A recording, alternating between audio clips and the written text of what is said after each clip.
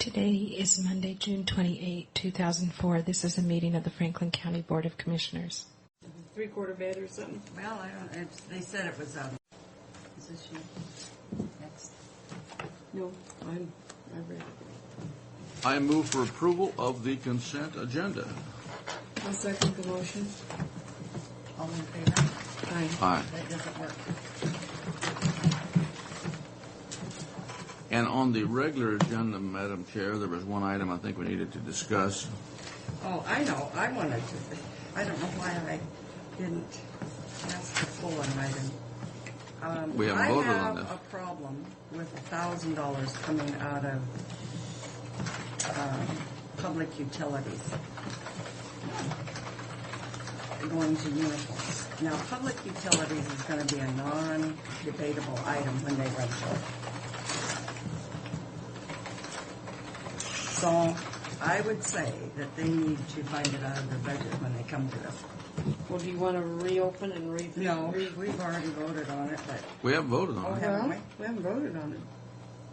We got a motion and a second. We haven't voted on it. Why would you want to pass it and then argue with it, Neva? Why don't we just, you know? I just didn't know whether the two of you had any concerns about it. But that seems like Yeah, I hadn't a even large amount. I hadn't even given it that much thought, and I agree with you. So, because if they run short, we'll have to pay it. On public Yeah, utilities. that's right. So do you want me to ask them to come up with $1,000 from another line item then? Well, we got to vote on it, but that's my concern. I don't know how you feel about it. Well, we can. That budget is really running I can't understand can- what's the short. This is no big issue. We can just pull it. Yeah, let's just pull it. I back. withdraw my motion and change it And to I withdraw withdraw my item. second, I move for approval of the consent agenda withdrawing item number 4. and I'll second that. All in favor? Aye. Yes, I have a send it back to them question. and tell them to find it somewhere else. Did we not, I know that we approved money for uniforms. I wonder what the problem is. Well, let's look. You know, here it is.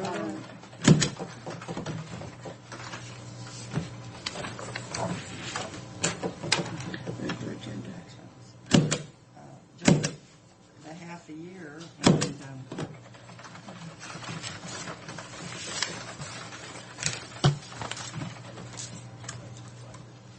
see, have they spent $2,429 in uniforms?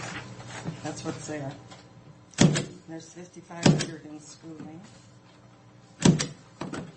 Why don't we just ask Fred to talk to him about it? Okay, that's all right with me. There is public utilities, $158,000. I mean, those are items that maybe we can look at strongly next budget cycle. You know. We may have to look at everything quite strongly. Well, I know, but I'm talking about, is he padding the utilities because it is a non-debatable? Morning, Fred. Mr. Bowen. Fred, on our consent agenda, we had an item transferring $1,000 from public utilities to uniforms. And we pulled it to ask. Is that No, it's retention. And we asked them to find that $1,000 somewhere else in his budget because, you know, public utilities is non-debatable. So if we run short in it at the end of the year. So I don't think we should allow transfers out of non-debatable items. At this point, if we had lots of money, it'd be different, but paper this morning, Lyman got it. for gambling. For the gambling. But he referred to the tax on property, but it didn't refer to it by number. No, the way I read it is that the casino tax was I'm going to going to go have to have another pen. basically Pat, reduce property owners. That's the way I read it too. But he didn't refer to that property tax by number as far as getting on the I ballot. don't have one of these pens. I pulled it off somewhere. Really hard for 864. Pardon me? They worked really hard for initiative 864 now. Yeah, they haven't. It was not in the article. Well, there's some. But they did refer to it when they said relief of property tax. Well, they did. They referred to it, but I just kind of Well, I think they kind of indicated that was relief, the gambling monies, and I couldn't put That's that the way I together at all. understood it. That the taxes Yeah. that were gonna come in. Well, no, that's what it said in the article. But I go back to his relief on that 864. It didn't specify it by number, you know. I was like, as far as I was concerned, that was good news. I just want to figure out how I can open up a casino.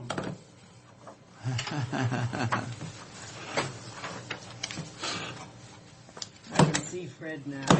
You know, it shocks me that he got enough signatures for that, because there's enough people that are opposed to gambling. You know, me too, because this is such a conservative state, I think, but we'll see if it passes with that. Well, he's got 235,000 on there now, plus whatever else he gets between now and Friday.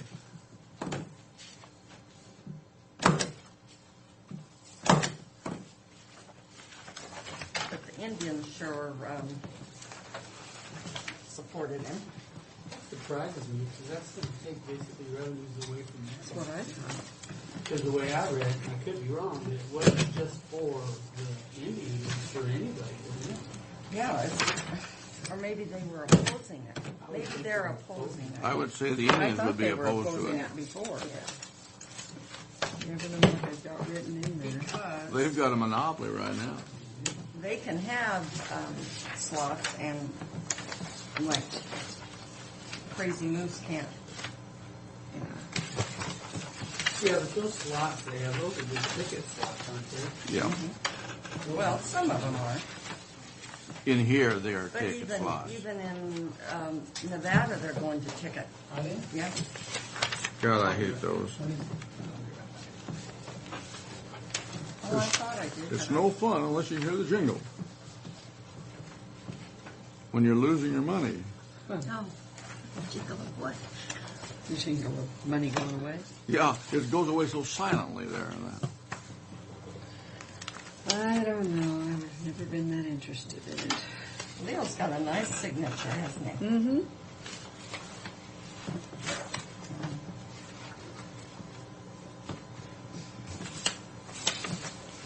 Oh, I cornered Dennis Braddock on the area on aging, and he's going to be over All right. here the 23rd of July, so he wants to have lunch with me and discuss it a little more. Well, should I be there too? Because I'm on that too. Yeah. Since I know almost nothing about it, and need to learn fast. Well, put a tickler on July 23rd and make sure that he's going to be over here for the editorial board, he said. And he called me. So, His mother and dad still live here. they're both, his father passed away, his mom's in a retirement home. They've been in Olympia for quite a few years. But his dad passed away while I was on the state board of health with him.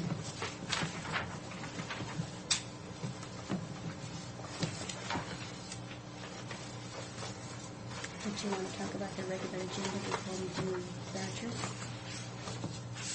Yeah, Oh, on the item number 1 on the regular agenda. This is the minutes from the June 7th that Fred suggested. I want to know just what we're doing here, basically. Well, she was getting reimbursements for costs on indigent defense on those sex. Coming back direct to And it comes her. back, and we ask it to go into the general fund and not directly to her budget. But because she's running short on that professional service line item, Oh, right. We said we we should said just that we would make a long story short. give that to her, because those were monies that, it's new money that we didn't budget for. So it's not hurting our, Well, it isn't Well, hurting it us, is. but it is hurting us. We have to come back because we always have to supplement that Well, budget. Yeah, and we're in a sense we're supplementing it with this. We're supplementing it with this, yeah. But it's just, I think, why bother with? But is there any way we have any control over this thing? yeah, I think so. You know, if it's coming, rescinding resolution, we got $19,000. Now That's what's in the fund now. Yeah. But any future, I think should have, I would hope the resolution says that should have to come back to us. That it wouldn't Well, automatically actually, go in there. It doesn't say that. Mr. Bowen suggested that we take the money out of contingency and not mess with that money that she's getting now, because we will have to have a public hearing at some time to increase the budget to utilize that money. Okay, so So he wants to wait until the October I timeframe. disagree with that, because if everybody brought in 100% of their revenue, yes, then we'd have to increase. But they're not going to. this And is we're bottom line budget. Yeah. Well, that's why I was hoping Fred would be here. And I disagree I'm with kind of that, in the because middle. 19,000 is going to help us meet our goal.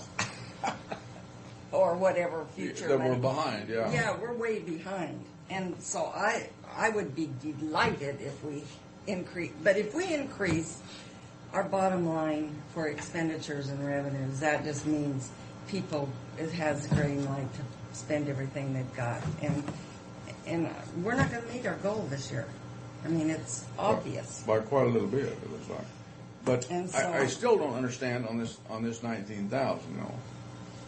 Well, we've received 19,000 We- new money yes, that but- we didn't budget. This is good. But And we're going to either take it out of contingency Fred or is on a trans- conference call. Do you want to wait and discuss this when he comes why back? don't we wait till in he so comes we back can- in that thing? I want to, Yeah. That would be good. yeah, it's something I wanted to discuss so we know where we're headed on the thing. I won't give this back to Pat till after the meeting. That's fine. I need a motion on I move approval of expenditures in the amount of $230,522.02. I'll second that motion. All in favor? Aye.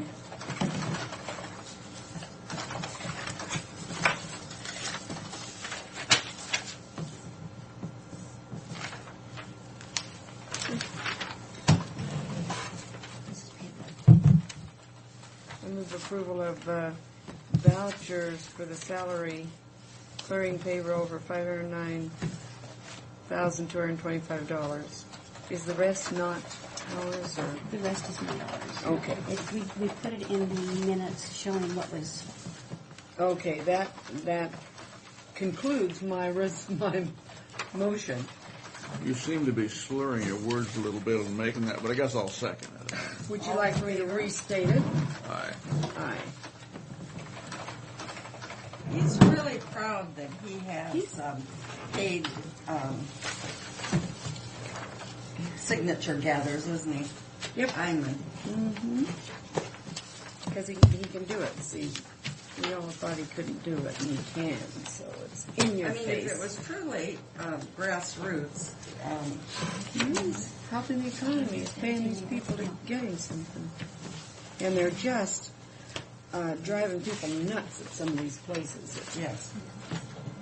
And I think all of them should do what Costco does, have a sign out there. Well, he's only got 235,000 here, but, you know, he only had to have 198, but there could be a lot of bad signatures on that thing. Yeah. But he'll bring in them, all of them this week. Oh, come on. Why am I not available on July 9th? you've got a state building code council meeting at CCAP. A what? State building code council meeting. Well, that's July 9th. Right, that's why you're not available then. I said July 23rd. Oh, I know, but this is a separate issue. Well, I don't know what it is. Oh, Ben Franklin Council Board. Now, we're having this thing so we can I all thought we were talk. having the retreat at the end of the month. You are. But he wants to July interview you 31st. separately before then, and I don't understand. If we're having a thing so we can all talk, why are we getting in little groups and talking? It's strange. I don't care to talk to them. Why do we have to talk to the facility? To me, it should be open and Maybe I should talk to him. Maybe he'll decide I won't qualify for that 2-day thing. I don't think it's whether you're going to qualify or not. I think he just wants to. Well, what's he going to talk about?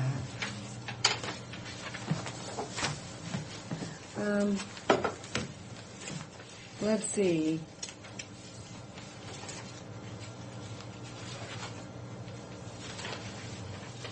So, like, I could meet with him in the afternoon of July 7th also, or? Mm-hmm. No, let me see. I don't know when I can meet with him. The heck with it. July 7th, I'll meet him sometime in the afternoon. Okay. Or,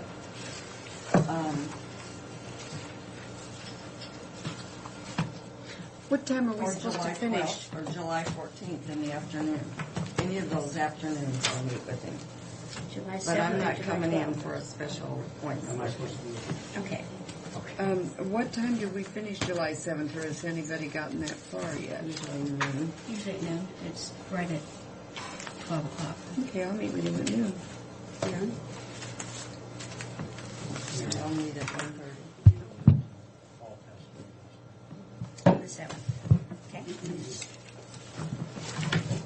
And Eva, I haven't received anything, but I kind of did a draft letter, Okay. so if you I'll can read look it it over. later. And then also Kitty wants to know if you are definitely going to the Washington County's Risk Pool Center Conference. I do have a hotel room for you. Yes, I am. Okay. Just needed to ask her that before I responded back. And that's set on the next resolution number. And I'm leaving this information here with Fred showing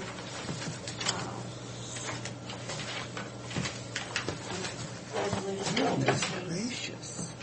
and showing that she is 20,000 in the hole. Who's this? The regular agenda, Pat Austin.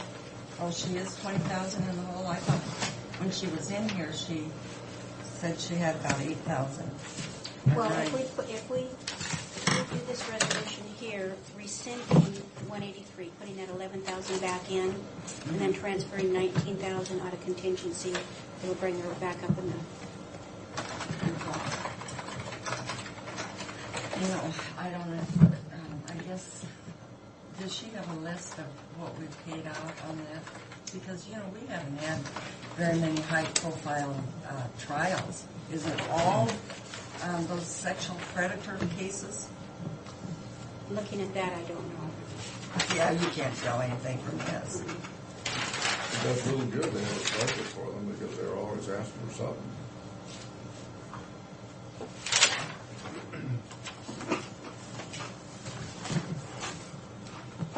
Well, we had some people who said, you know, We were and we really agreed, behind. but I wanted to make this comment, that we had some people who, we agreed that we weren't giving them as much as they would probably need, but I don't know if that was one of them. Yeah.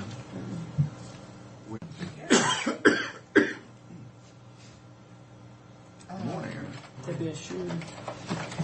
Eric? Just me today.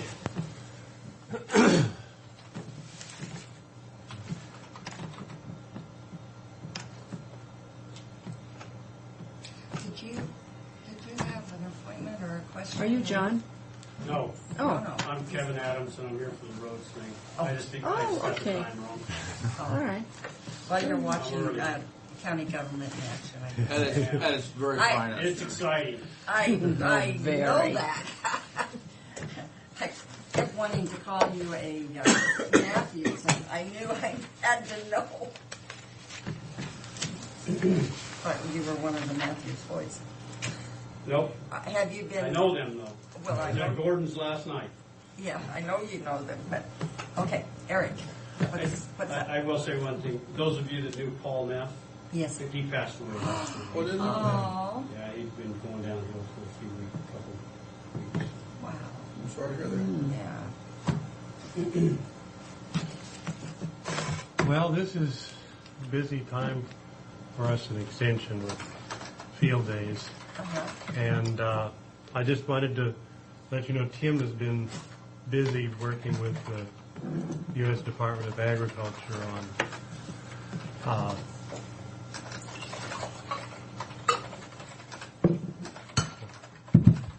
disaster relief for the hay growers.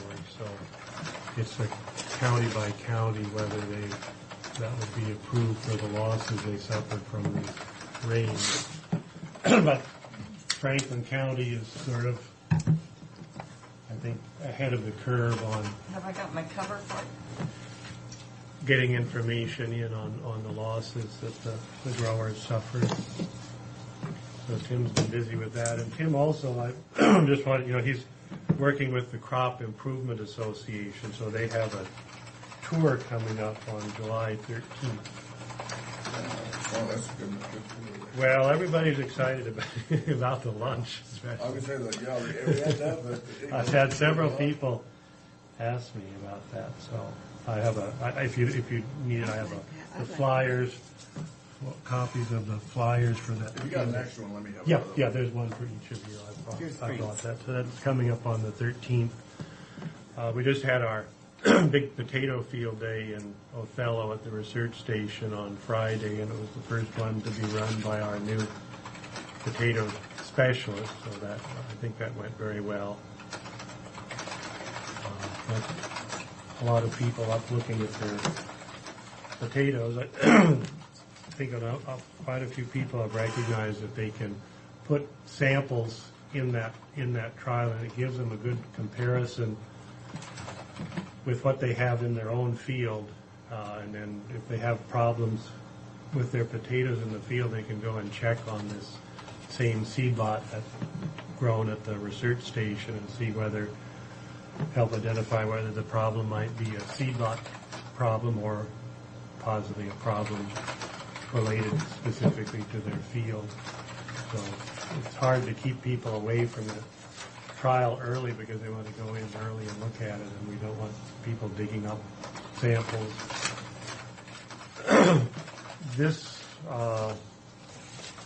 On the 8th, there's a field day in Patterson that the USDA has with their potato cropping system. So that's if you'd like, I can get you a flyer on that field day also.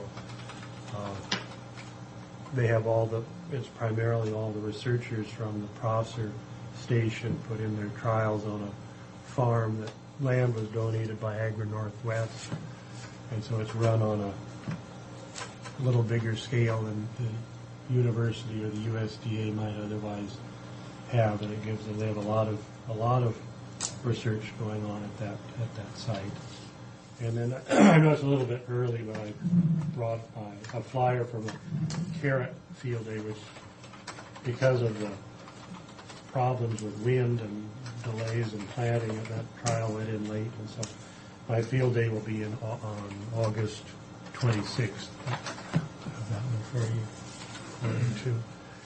And then that CPO training that the university is sponsoring and subsidizing is coming up on the 15th of the month. And do you Yeah, I know? thought that was here in Pasco. And I see on the agenda that it's in Spokane. No. I hope not. For Wednesday? Thursday. Thursday, July 15th.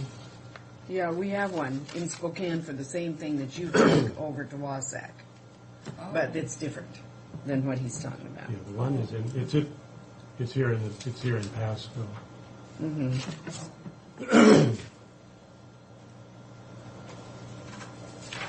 Hopefully that will have a good turnout for that.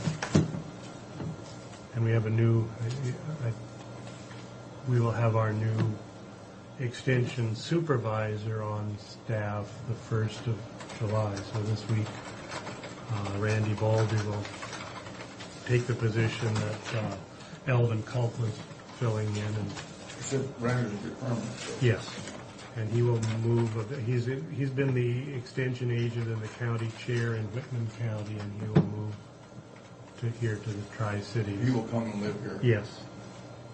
So after he gets established, I'll invite him to one of these meetings so you have the opportunity to meet him. Well, I had the opportunity of being on that interview. Oh, okay. So I thought he was an outstanding candidate. Even though there was only one candidate, he was still an outstanding candidate. Because I'm sure once the people heard that he had put his name in, that he nominated someone. I'm not sure. maybe it was that, or maybe it was that not very many people want to be supervisor or Well, it could extension be. agents. Well, I thought he was an outstanding. Yeah, I'm sure he will be. He'll be good. He's having- always seemed to be in our county chair meetings. He's always seemed to have an interest in administrative He's affairs. got a good background. I hope he's as good as he sounds. You Yeah. know. He really did. His background, Yeah. Well, I think he's been successful in, working in his position in Whitman County. So I think he'll be good for this position. It's just a busy time for us in the field, and it's so hard to predict, what's going to happen. So our time as extension agents in the office is not very planned at this time of the year. Out looking at potato fields and onion fields. And Well, was the hay crop the second cutting or? first cutting or something. first cutting was a sort of that was our disaster. But Now now, the second cutting is underway now, and it's looking and pretty that good. looks like we should be back to Because normal. before, Tim thought that maybe the second cutting would even be damaged. Yeah. Well, it would be held back. It would be held back. I was going to ask you, is Del Wisdom going to operate that processing plant of his out there? I know they call it Paradise Food, and they took asparagus, but are they going to continue to operate that with something else? I don't know. I can ask him because I've had several calls. He's been calling about carrots, so He was evidently on processing a he carrot. may I thought still be. somebody else bought it from him, but he operates it. Maybe What I that's it. understood, but it's I'll- been Is a that right? while. Del sold out? Yeah, I think. No, that's what I understood. I don't Well, that's probably right. take it for. But that is a real big, but that's kind of a nice plant. Well, it's nice to have one here. Oh, Yeah. boy, you bet Very it is. modern, even now, and yeah. it was built a while You ago. bet. Well, Well, Is that it? You don't. I don't have much. Just been too busy to even. Well, it's a busy time. I mean, Yeah. we got because also at this time of the year, a lot of not to give you all the burden you with too many details of our lives, but this is the time when I plan all my winter meetings. I try to get the potato meetings, the vegetable meetings that I have in January, February. I try to have all of those done get those planned this time of the year so that it's done. And so it's contacting speakers, and I think the potato workshops that we will put on in January, we have all of that lined up. The vegetable conference that we put on in Pasco in November, that one is such a big meeting that although we're started on that, they've got 3 concurrent sessions in 2 days, and that one takes forever to put together. But we have that underway, and we're trying to expand that organization, the Vegetable Association, get some participation, some official participation from the University of Idaho, because that's really an important group. It's becoming more important here. Well, it could become even potentially more important as the university puts more pressure on us to come up with funding. I think that group, it's sort of untapped in a sense that if I've needed money to travel, I've been able to go to them and they've provided that money. But if the university puts more money on us to support our programs, they could certainly be in a position to do that. Well, they should Now, be you know getting- what- And I haven't gone, my policy has been a sort of, if I didn't need money for something, I wasn't going to go and ask somebody just to get money and get the grant, but you don't know what's going to happen in the future. That's how they're going to evaluate people now. well, the county commissioner from Chelan County talked about that they kind of privatized their extension. Well, every county is that? different. Some counties, they're concerned, for instance, what's going to go on with 4-H. that they're going to start charging for programs, because they wouldn't mind if we did that in agriculture too, but I've never had the need to. We've always had companies or organizations, commodity groups that would provide all the sponsorship we needed. But then when some counties that are, having financial trouble see that money is coming into 4-H, and they're wondering, well, can we cut back on our funding to the university? So the university is sort of putting some agents in a difficult position here, because it could, sort of backfire on them. So I think in agriculture we've had, we've not really been that strapped for money for our programs. I saw years ago that if I wanted to travel, that the university was not going to support our travel, even though when it comes up for annual review time, if you haven't traveled, then they will say, well, what was the matter? How come you didn't go anywhere? So that happened once, and I went to I started looking at sources of funding to support travel, and that takes up, of course I do get money from the county, which, otherwise a vehicle to go out and look at things. Mm-hmm. But to go to a national meeting, I've gotten money from my vegetable programs to support that. So I think the Vegetable Association, and the other thing that this group does for us in extension is it's a wonderful way to get input into our programs for program planning, so that we can keep abreast of what's going on in the industry and what the needs are. There's no point in having, we're all expected to have advisory groups so that we have close contact with the people with whom we work, but when we already have an organization like this that's made up of people from around the state and quite a few people from our county, there's no point in getting a separate advisory group to provide the same information.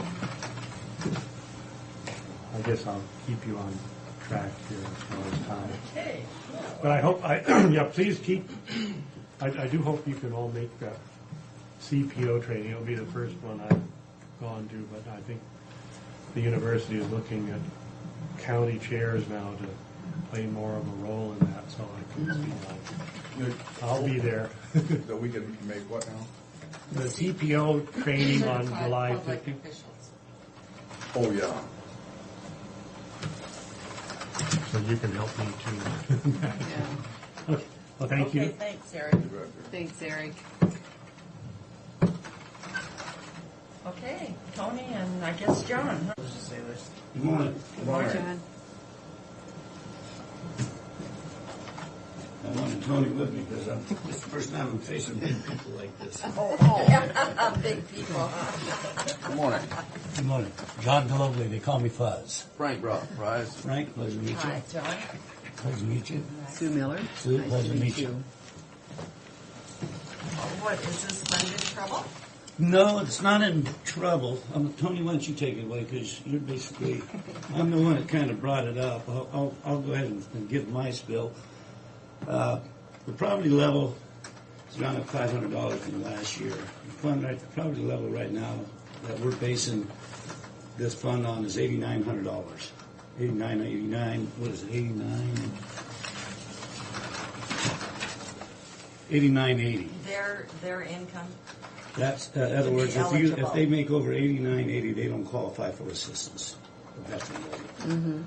And with the cost of living going up and everything, I've had people come in here that you can really tell that they're not trying to, pull a scam on it.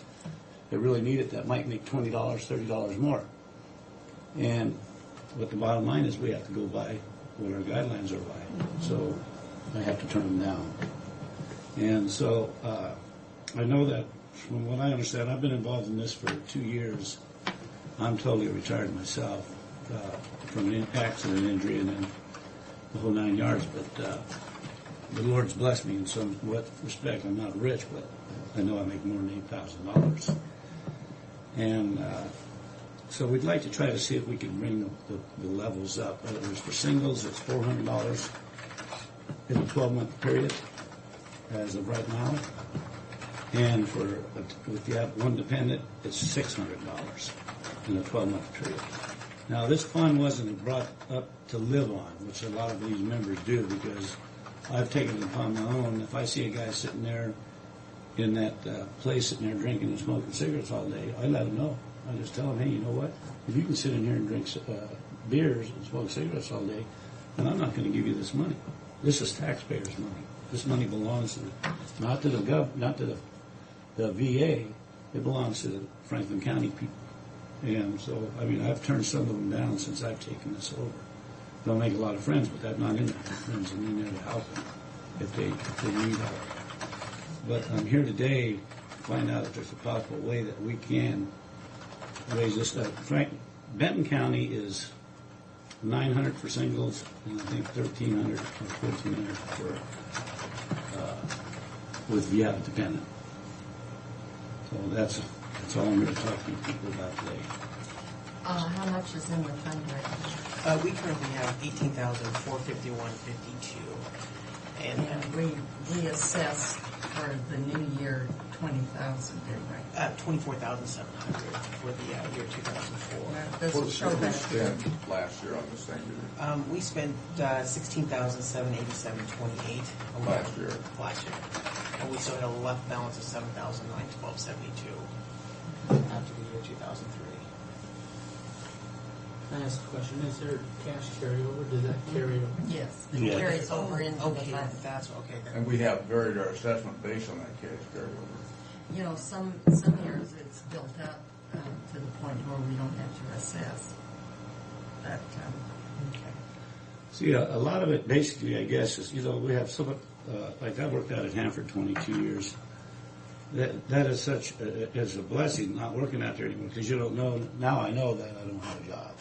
'Cause there's so much, that's a lot of, I think it's caused a lot of PTSD, because it caused a lot of problems with young people, especially. They don't, they live from week to week.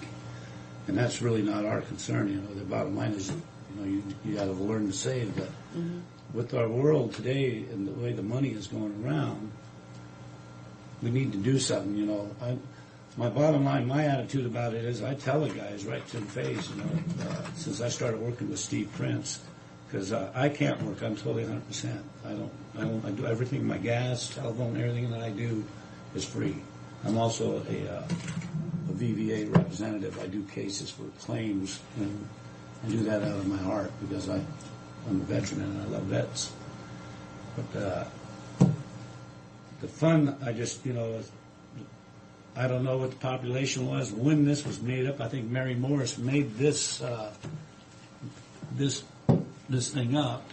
I don't know the dates or anything when they put this all together, but I do know that I've had so many come in here. I had a man and a woman. They were like in their 60s.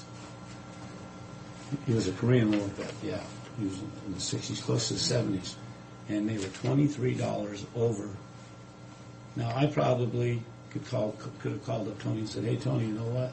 For $23 over, I think we could have." we depend on you to make those calls. In other words, if they're in a period like that, that would be fine. That would probably be at your You're discretion. right. Yeah, I don't think that would be a Because problem. when it's down on paper, that's what I go by. And I don't want to. I'll be 62 next month, and I don't want to spend the rest of my life in prison. I have, But Tony, I wanted to ask you, you seem surprised that the money left over last year. Is that included in the 18, or is that aside? Was that just sitting there? No, I think you're looking at the expenditure side, aren't you? That's what I'm looking at. He's not even looking at the revenue side. No, So I think we have more money than, personally, I think it's something we certainly can look at on this. I don't see any problem with looking at it. I would The like only difficulty I see, anytime we make an adjustment, we just have so much money in the fund. Exactly, and I know that. And that's why I'm coming now. This time of year, it's been a blessing. Actually, last month I did 29 cases, I believe, something like that. I had a busy month. But we have some months we only have 16 cases. That means people are working. And it's just what's going on in our communities, in Franklin and Benton counties. Basically, I live in Kennewick, But I got involved in this because I know Steve, through the VBA, because I'm the secretary of the VBA, and The VBA is an acronym for the veterans. Vietnam Veterans of America. Okay. And, excuse me, sorry, I should have told you that. Apologize. And we got involved in the food basket thing that the American Legion does.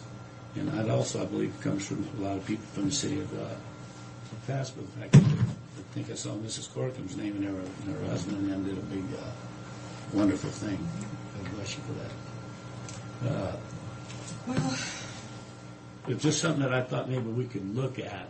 For sure I don't have any say on it, but if I can get it on the table to you people and then maybe Well, we I can certainly, discuss. don't object to looking at it, but it's pretty hard to compare Benton and Franklin You County bet. because It's of the just the funds size. that they have. You bet. Their revenues. but we've always been way below what our assessment is. The only difficulty, we can adjust this, as I mentioned, the only difficulty is the size of the pot. Exactly. Yeah, and I agree with that. We're spreading it to more people with the lower qualifications. Well, what I tell these guys when they come in there, I've got a few, you're always going to have a few. That's what they call the 10%, or, they think that this fund was put out there to live on. It's not a fund to live on. It's an assistance fund. I've had them come in here and want me to pay their cable bills. I says, or their telephone bills. I says, listen, those aren't necessary items. This fund is for food and if you have a job, gasoline. And that's been the biggest complaint because gas has gone up so high that $20 worth of gas doesn't gets 10 gallons. That was Yes, you have a for tank. getting to a veterans hospital too. Exactly, and we do have the DAV, a van to transport those people, so they can get transportation over there as far as that We goes. still have a veterans hospital. Oh, you bet we do. Now, just over there. That's right. I was trying to think of see where it says. I think it's 25 cents per thousand, isn't it? I believe so. Is the maximum. See, I don't even know, what is the population of Franklin County? It's gone up. But depending on, something. we generally go by your last census. Right. But the Office of Financial Management has us about 57,000. Well, it's grown since I've been here 27 years, it's grown up quite a bit, just like Kennewick has. Our last census were about 48,000. Right?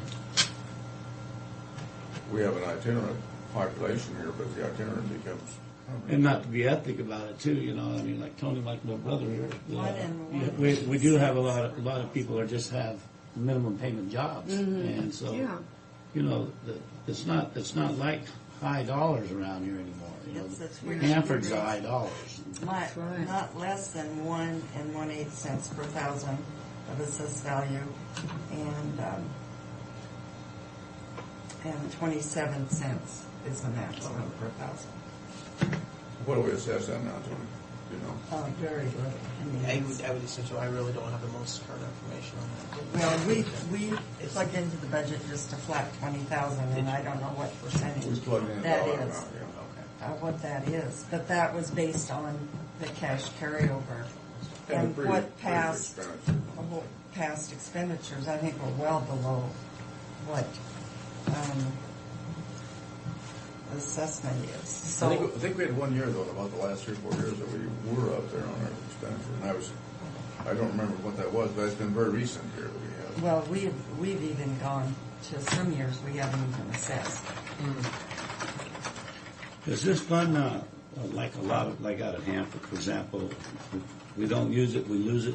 No. In other words, This is in the law, Veterans and Veterans Affairs. It's required. Oh, okay. We're not It's required to not- keep any certain amount in it. Right. And that's what we look at based on our previous Okay. expenditures. Yeah. But there is a guideline of no less than Thank the you. 1 1/8% of assessed valuation. Well, Maximum is 27. I contacted the market, and I haven't gone over to Bernard Shell. Those are the two people we use.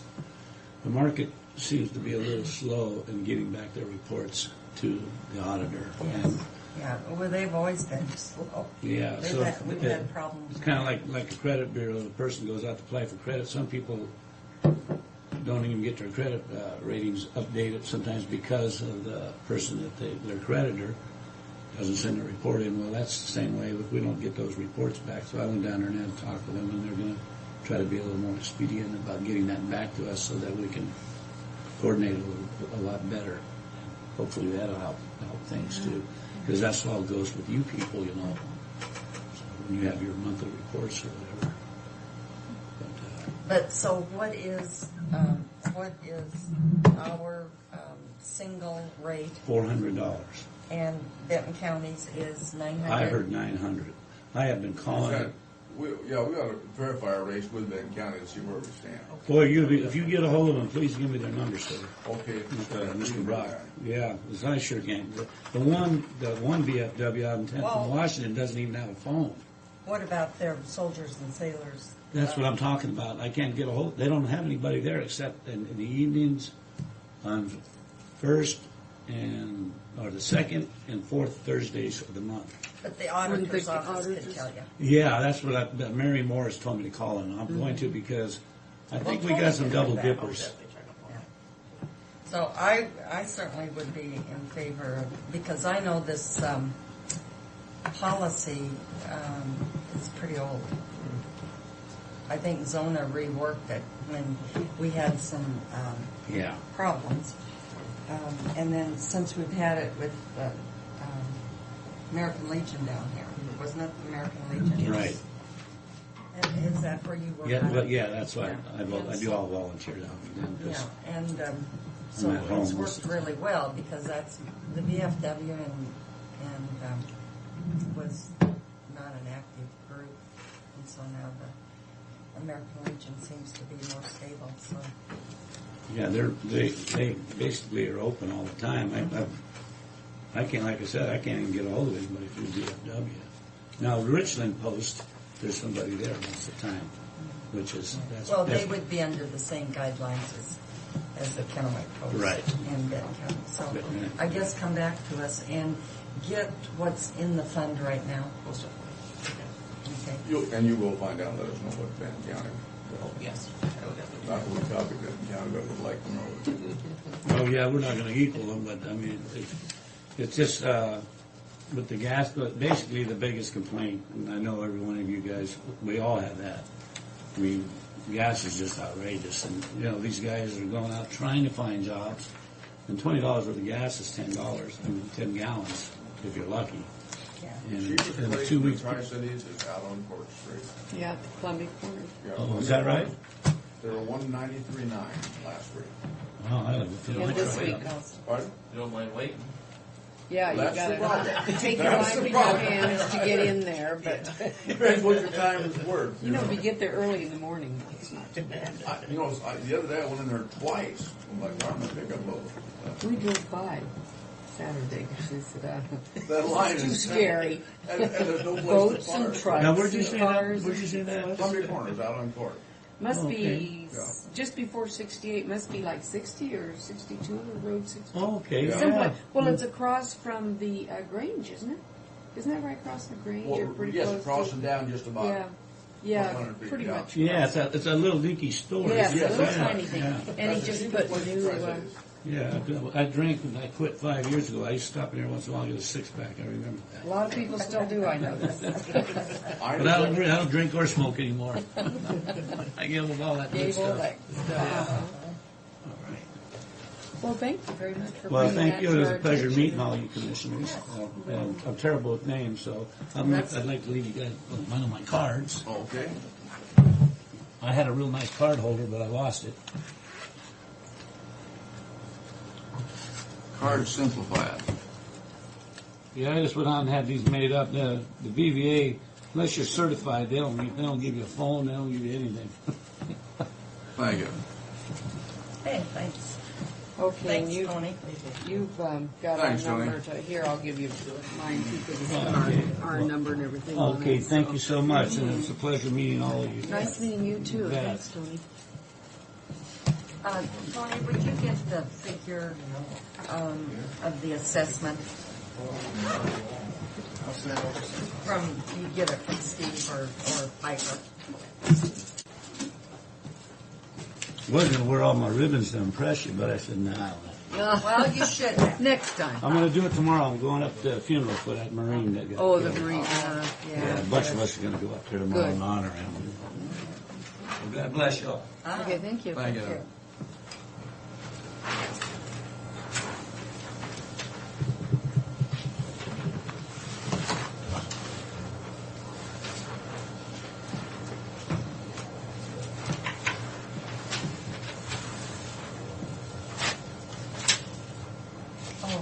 Are you bringing Tim, did you binoculars bring with you, copies man? of that? Because I left mine at home. Yes. Passing those out. I can't see it either.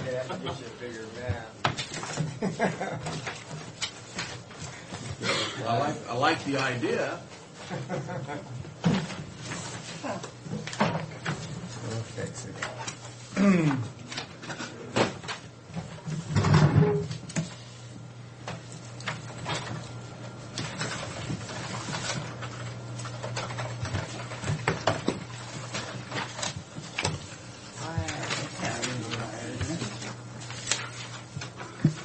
Thank you, Tim.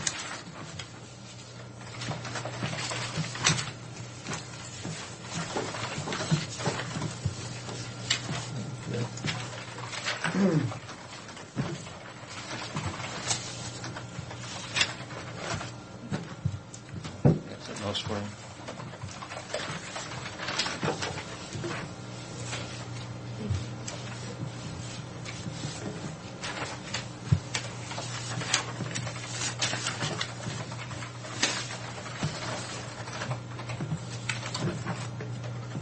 You got extras in these?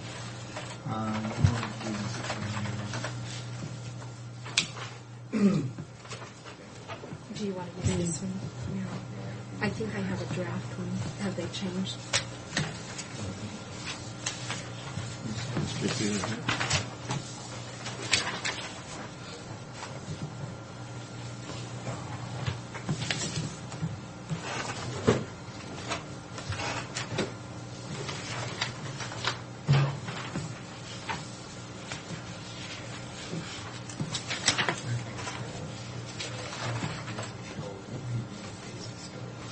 Are we ready? Are we ready to go here? No.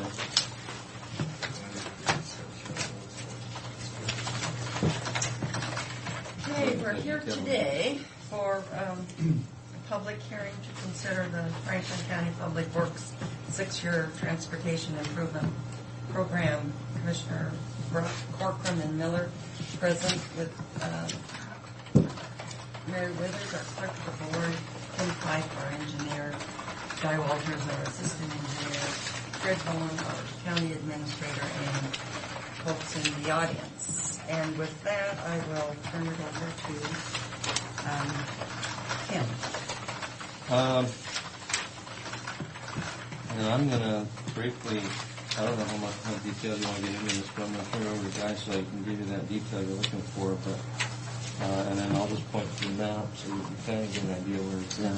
Okay, and Guy, be sure and speak up so folks in the audience can hear you. Okay.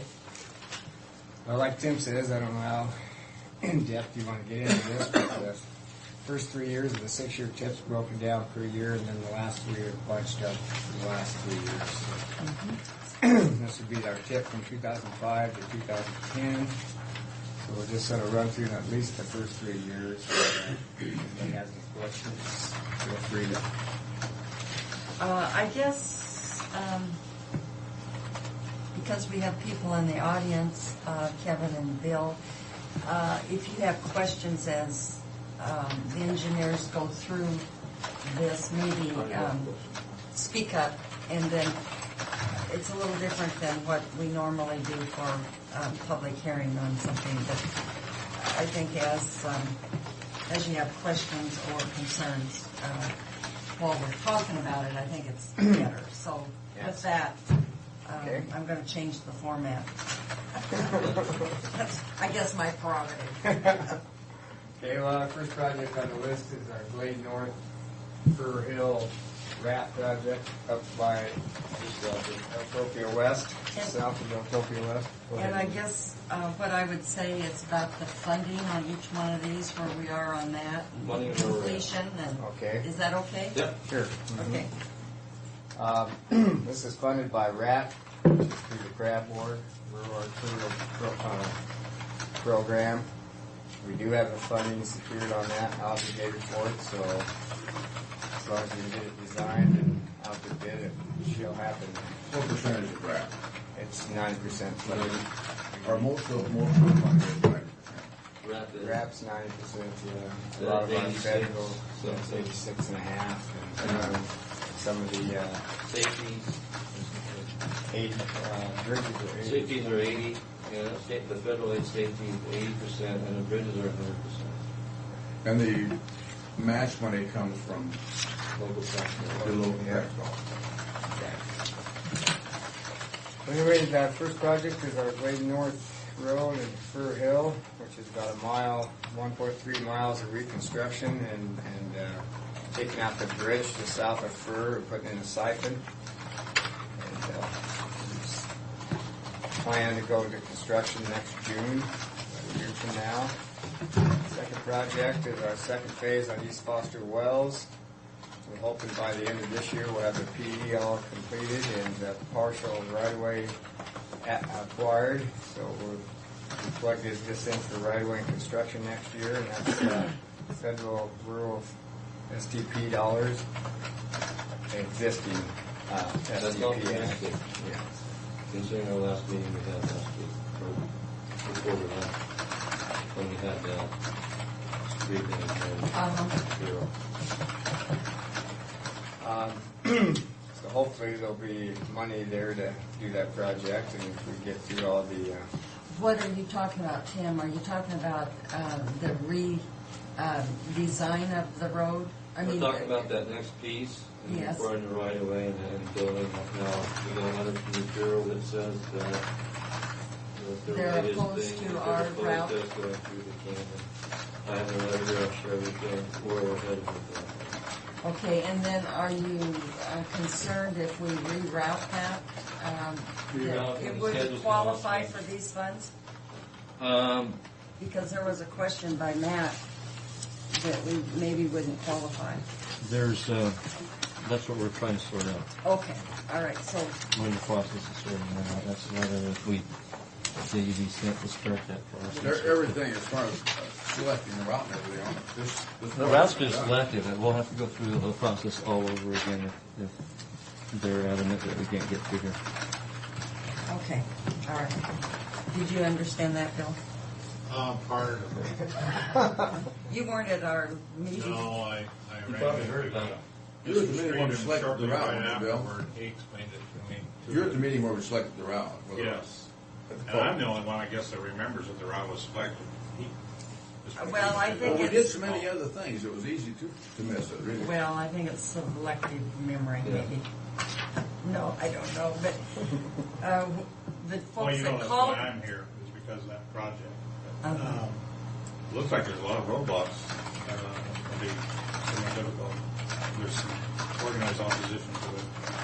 Somewhat difficult to finish that road on the route selection.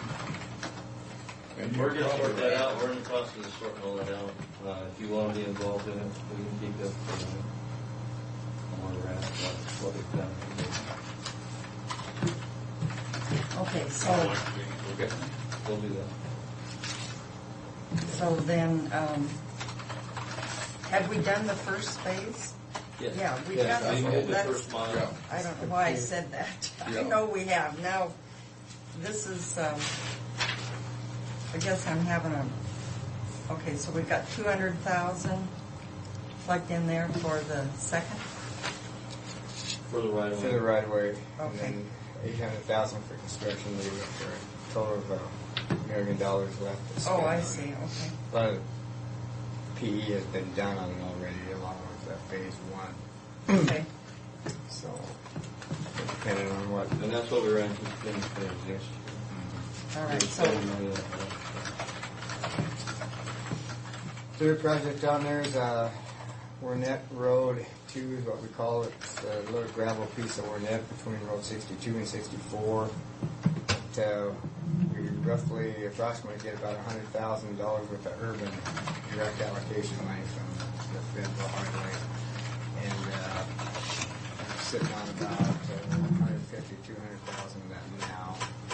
And then project over the next 6 years. That's what we plan for our urban projects, but this is one of them. We've got a right-of-way issue on there. We only have half the right-of-way. So What are we looking for the cost on that? about 100,000, Frank. But if we, only- how much are we putting in? This is match money we're getting.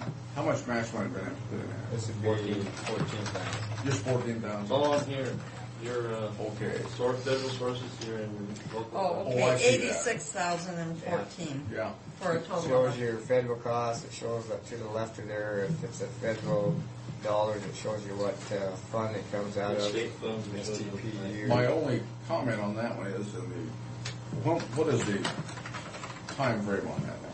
Well, we've got a preliminary design and a couple of design alternatives. We have to meet with the people out there that's going to affect our right of ways. We have that one house that's close to the road. It's on the south side of the Hornet. This isn't our other little piece of Warnett that we. I feel like we may be doing this from in the city. Well, could be. With their annexation, the way it's going. Could be. I'm not going to sit here and say no, but we did that other piece of Warnett, and it's paved on both sides. We got this missing link in here that people are using, and most people are getting tested on it. So. And for 14,000, I think. Oh, yeah. It's eligible, and that's where we found that program Yes. there. I mean, that's a federally classified route, so that's eligible for urban money. Okay. Next project is our Road 100 Broadmoor Dent connection. We've started PE work on that this year with our own local money. We're showing more PE work next year with local money. And right away with local money the year after that, with possibly construction in 2007 with Do not have any RAP. threatening or this project. Potential. Yes. Okay. But that's, So yeah, that S under status of selected probably should be proposed. should be what? Proposed. P. P. Second column there, we have a status. Oh, S means selected, and you can obligate, the money's there to be obligated towards the project, and all of it isn't, then you're supposed to show them as a proposed project. Okay. So I'll have to change that. But, next projects, two projects are pretty much going to be carryovers from this year. That North Walloop Bridge replacement and the Everett Bridge replacement. I'm not quite sure where we're at on those right now, Tim, but I think the designs are pretty much done, aren't they? It's after our consultant for the bridge design. Should go out in this fall, and there'll be a little carryover next year. Yeah. So they'll both primarily be winter projects this winter. Number 7 on there is our commercial tank farm road study that we've had in there for a year or two, showing some urban PE and right-of-way money for the next couple of years. Well, how long will it be before we can do anything on that? Well, as far as construction, Frank, or as far as... Anything out there to change that? Well, what we're looking at, the whole idea behind that on our part is to do away with that tank farm intersection there off of the highway just north of the Snake River Bridge. And come in on a Tie it in two-road with side. future interstate at 8. Initially, I think that's part of the reason we had a study, come in with it at grade right at 8th Street, right across from Main Street. And bring that all the way That'd back. be so much safer. God, that's terrible. As far as But then one in the interchange goes in there, make the connection from there over to the Castle Flow side. Up that way. But that's we gotta get the study started, so see if that's feasible, and what people want. The next project is our next overlay project out on Pasco Flores Highway, which we designated CAP money for. for the next, I think it's 4.5 miles. So we have to bank our cap money for 2 years, so we can do the whole project at once instead of going out there and doing 2 miles here and there. This is from the end to the... Yeah, it takes us from where we left off last year to Levy, and then we're tying that together with the next project on the list is another Pasco Close road, which is RAP funding, which we have partially got funded this year, and we'll get the remaining funds this year, Tim, and next year for that.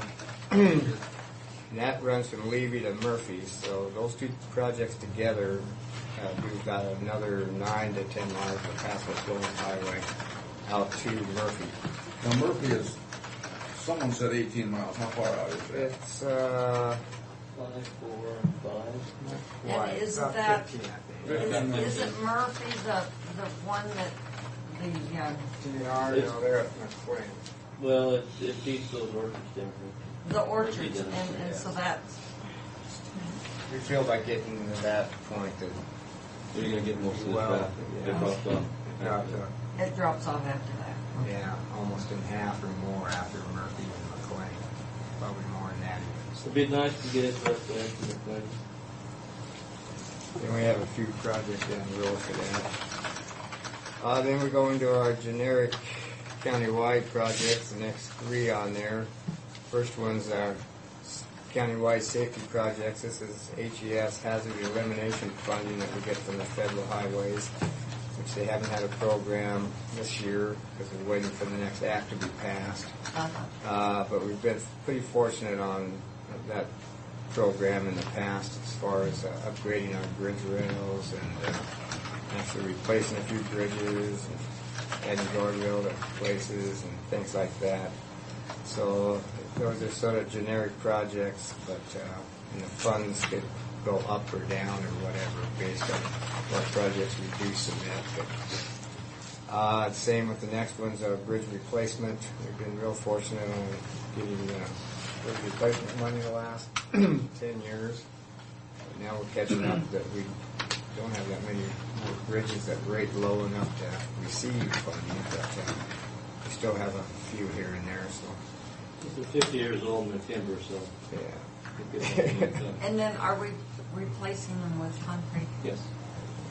We have one experimental bridge out there on Parallel Strand, Blue Land, TV bridge that we got forest funds for.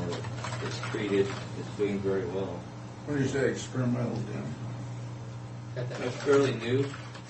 Okay. We were trying it. We got it funded by the Federal Forest Service because they want to cut trees. Which one was that? Which one? Not the cottonwood. It worked pretty good, actually. It's functioning fine. It's old enough to do that. We have untreated timbers that are lasting 50 years. This is treated all the way through because it's parallel strand, glue land, girder. I mean, it's chips that they've glued together. I see. And it's treated all the way through the whole thing. So if we're getting untreated for the last 50 years, then this should last as long as the concrete stuff. Yeah. But when it comes to Is it quite a bit cheaper than concrete? it used to be cheaper, and now wood prices have gone up. I don't know that it is. It's lighter, and so you can use the existing abutments. There's some advantages there.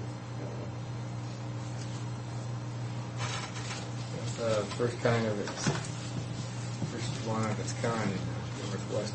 How much did you put it in? That was still Early with us. 90s? That was the last thing I was working with, so that was about 94. Yeah, probably about That was the last thing that Fred did? Yeah. last thing you messed up. That's been a work. It's so unique, post-tensioned wooden structure. Yeah. Okay, our next one's our intersection approach program, where we've done our little 1,500 foot approaches onto our major collectors. We haven't been able to fund that the last few years, and we still don't have much funding to show, but we'll see what little extra money we have in 2006 and 2007.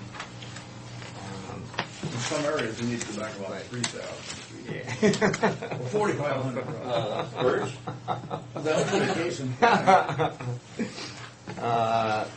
Then we get into year 2006. We don't have any real new projects starting that many of them, because a lot of them are different phases of 2005 projects, like the Road 100, Broadmoor project, and our Taxel Forest Highway projects. We're going to be carried over to 2 or 3 years, so we can utilize the funding and stuff. So we sort of skipped to 2007. That's when we go back to Glade North with our CAP money, which is also CRAB money that we get from CRAB, County Arterial Preservation Program. It's to preserve what asphalt pavements we have now on our collectors. New chip seal a good portion of Glade right now. Almost all Yep. of it, I think. Yeah. This would all weather it though? Pardon? By doing this, we'd all weather it and widen it out? Yeah, this is Okay. more an extension of our all-weather program. This Yeah. would take off from South Landing up to the bridge there across the Squasso. First step in that segment. Yeah, so this would be, and we might bank that with the next project, so we aren't out there, like I said before, just doing a mile or two every year. Yeah.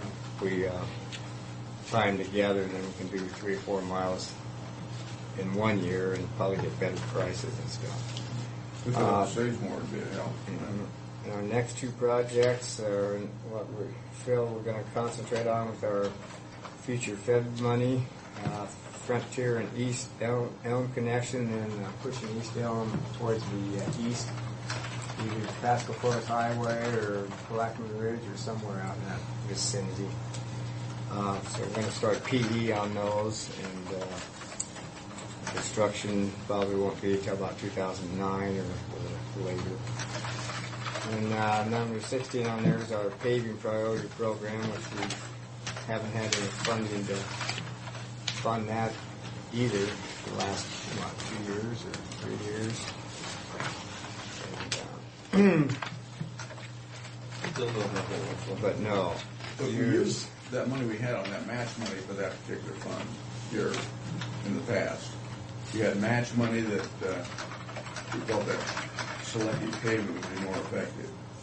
Well, we used to have the county We used project to match. allow the people to participate and help us Yeah. select the road.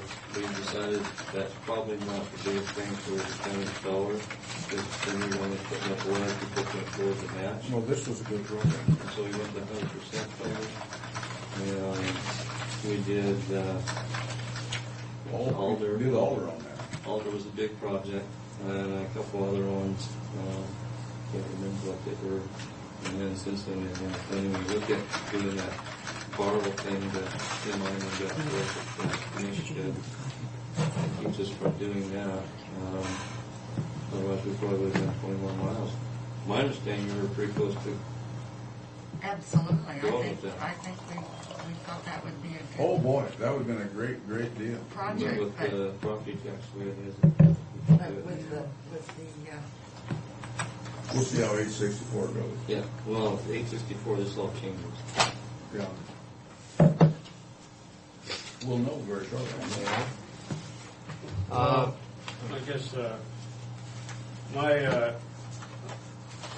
road probably falls into this countywide paving project. It seems to be pretty much a bottom feeder here. It keeps pushing down. I don't know how we get some priorities on this. Don't feel bad. That happened to me all the time I lived on Muse Road. Started out 11th and ended up 20th, I think, or something like that. Well, I'm familiar with your road. I know what it is. You've got Iron Vermont gravel, the same that I have on that. And you get quite a bit of dust. Oh, yeah. Well, unfortunately, there's only a certain amount of our system that's classified as federal routes that get federal money. The majority of our systems, local access roads that aren't eligible for any federal or state money, so all we have to do is spend our own local money on it, and what we spend on matching the other projects, we don't have much left, so. Our revenue's been flat And our for the revenues. last 5-6 years. But I think when you did that on count. Expenses haven't. Yeah, you did that on traffic count down there, as I recall. Alder. I think we did, that was the last one. The last countywide, What's that? Alder was on traffic count, we had that, No, we had the priority array and all the. That was. but it was up there, but you still did the count on it to get it up in the, Well, there were safety issues with school buses Right. too. And the number of houses and Yeah. a whole bunch of things that factor in. That's zip crops. There's There's about a number of things Yeah, that there's a factor. real safety. 10 issue different on that. factors that come up with that priority array for that gravel. So. We haven't updated it for a while because quite frankly, we haven't been able to get some people. What we have down there on Cypress is, Sagemore Farms did a big orchard there right across from me. So you got 3 orchards on that road, and you get a lot of traffic. During certain times of the year. In the summer, you get a lot of traffic because we got a lot of workers. So from the priority array based on what we had last time, if you have orchards that came in since then, we will rate now. I'm not going to say that's going to go change your funding, but we'll move up on that. This had an We haven't impact done on anything Alder. on the list, so. This had an impact on Alder because of the orchard traffic that they got there. And Alder did have Oh boy, that's a tremendous amount of traffic. Plus the new, so there's a big safety issue on that too, down on that draw. Next would be our construction of the commercial tank farm road. Somewhere in 2008 is what I'm showing here. That could be pushed to 2010 or any. The rest of these are all in that last 3-year cycle of funding and programs. So they can all be sort of changed from one year to the next. But we have that, then we have our countywide illumination program. Here again, another one that's locally funded that we haven't been able to fund. And we go back to a couple more Pasco Close highway projects that are RAP funded, or proposed for RAP funding. This is out past McLean, actually. Is it? How we getting it? Oh, yeah, the first one is from Murphy to McLean. The next one is from McLean out to Snake River, and then we have one more planned. And we also have some more Glade North overlays for our gap money in 2009 from the bridge where we're leaving off up to Sagemore. That was the all-weather blade all the way to Sagemore. Currently, we have about 75 miles of all-weather roads. That's pretty good. That's great. And a few other projects in there is a new Block 17 road. We've had some interest in trying to push a road from East Fox Wells up to the Vineyard. And a few people, and it's shown on there. And it's not necessarily that would be where it would go, but that's just get it on the map and get it in the plan. And the last one on there is another RAP project, Orion, way up above Connell. We've had it on the books for quite a while. It'd be a great project to do, but I think it'd probably benefit 2 people maybe, I don't know. But we'll keep it on there until we bump it with something else, I guess. One recommendation I'd like to have is I'm still sort of working on the financial sheet that came with this, so it'd be all right. I'd like to postpone adopting until Wednesday, so I have that finalized. Happy Monday, we're not. I don't think you're going to meet until the 7th. We'll meet again on Monday. That's Yeah. Wednesday. Next 7th. Monday we don't meet. No, that's right, it'd be the 7th. I want to week from today. That's fine with me, if that's fine with everyone. That'll work out. That way. We can continue the hearing then, Madam Chair? Yes. Is there any comments, Kevin, that you have more? So, I think staff knows that your concerns. It'd be nice to have at least some dollars applied to upgrade these gravel roads, pave these gravel roads every year. Even if it was, one time I think there was $100,000, and we calculated it take 150 years to get, them all done. If At zero, it's a lot longer than that. 100,000 will get us about a mile, but I agree with you. I agree with what you're saying, and I know your problem when you're really, I'm well familiar with it. I know the type gravel you have there because we looked at it. And you get dust, and I know that. I'm sorry for it. I got the same kind of thing on my road. Bill, any comments? I have a few comments. One, we did do phase one of the East Foster Wells extension, as you know, got that completed, but it takes us out to a dead end, and there's no place to turn around there now. The truck happens to go down the road. There's no place to turn around. Most of the traffic, when it hits the end of Foster Wells now, does turn right and go to highway. The Middleton Road, you're down Middleton Road there. It's actually called, I call it Midway. Midway? Midway. Middleton Road's where I live, where my house is. That's Midway. But I named out Midway, but further north is called Karsky Road. It's the same road. So anyway, the traffic's quite increased on that particular, and it's basically a private road. Not that I own all portions of it, but I do maintain gravel, spray, and control weeds in the whole thing. And I'm so sorry to hear that my neighbor is so opposed to Foster Wells extension, where we can finish the project with the route we selected. I don't know if we'll ever overcome that opposition. Wasn't informed of that meeting, but I don't know if we should select a new route, but it takes a lot. There's a big process involved in that. We went through a long process to get the one. And I wanted to raise the concern of there is some residents out there. There's some 25 homes that are north on Peterson Road that are not served at all right now, and haven't been for a lot of years. No gravel or nothing. And I bought a property out there, so I'm very interested in that particular piece, because I own 46 acres out there now. If we could combine Foster Wells extension and serving those people together, maybe we could do two things at one time. It's just an idea for a lot of people. There's 25 homes to serve up there. We have this project that we want to finish, but there's opposition to it by one landowner, possibly more. Sounds like possibly up to 3 landowners. So. There are 25 homes living out there on those 5-acre tracts, Bill? Yes. At least 25. At least. Matter of fact, if I go to the mailboxes there at the air track, there's 51 mailboxes. That's, I didn't realize 51 that. mailboxes. The school bus won't go out there anymore. No. They make them bring the kids up to the closest highway now. Mail doesn't go out there. They stop right at the road. Okay, and then you're going to, I guess, work with. Yeah, right, I'm telling you right now, we've requested a meeting with the Bureau to find out if that's the last week, getting a word on that. If it is, then there's no sense in pursuing this route that we have selected any further. Until we can go through that process, we won't know which way to head.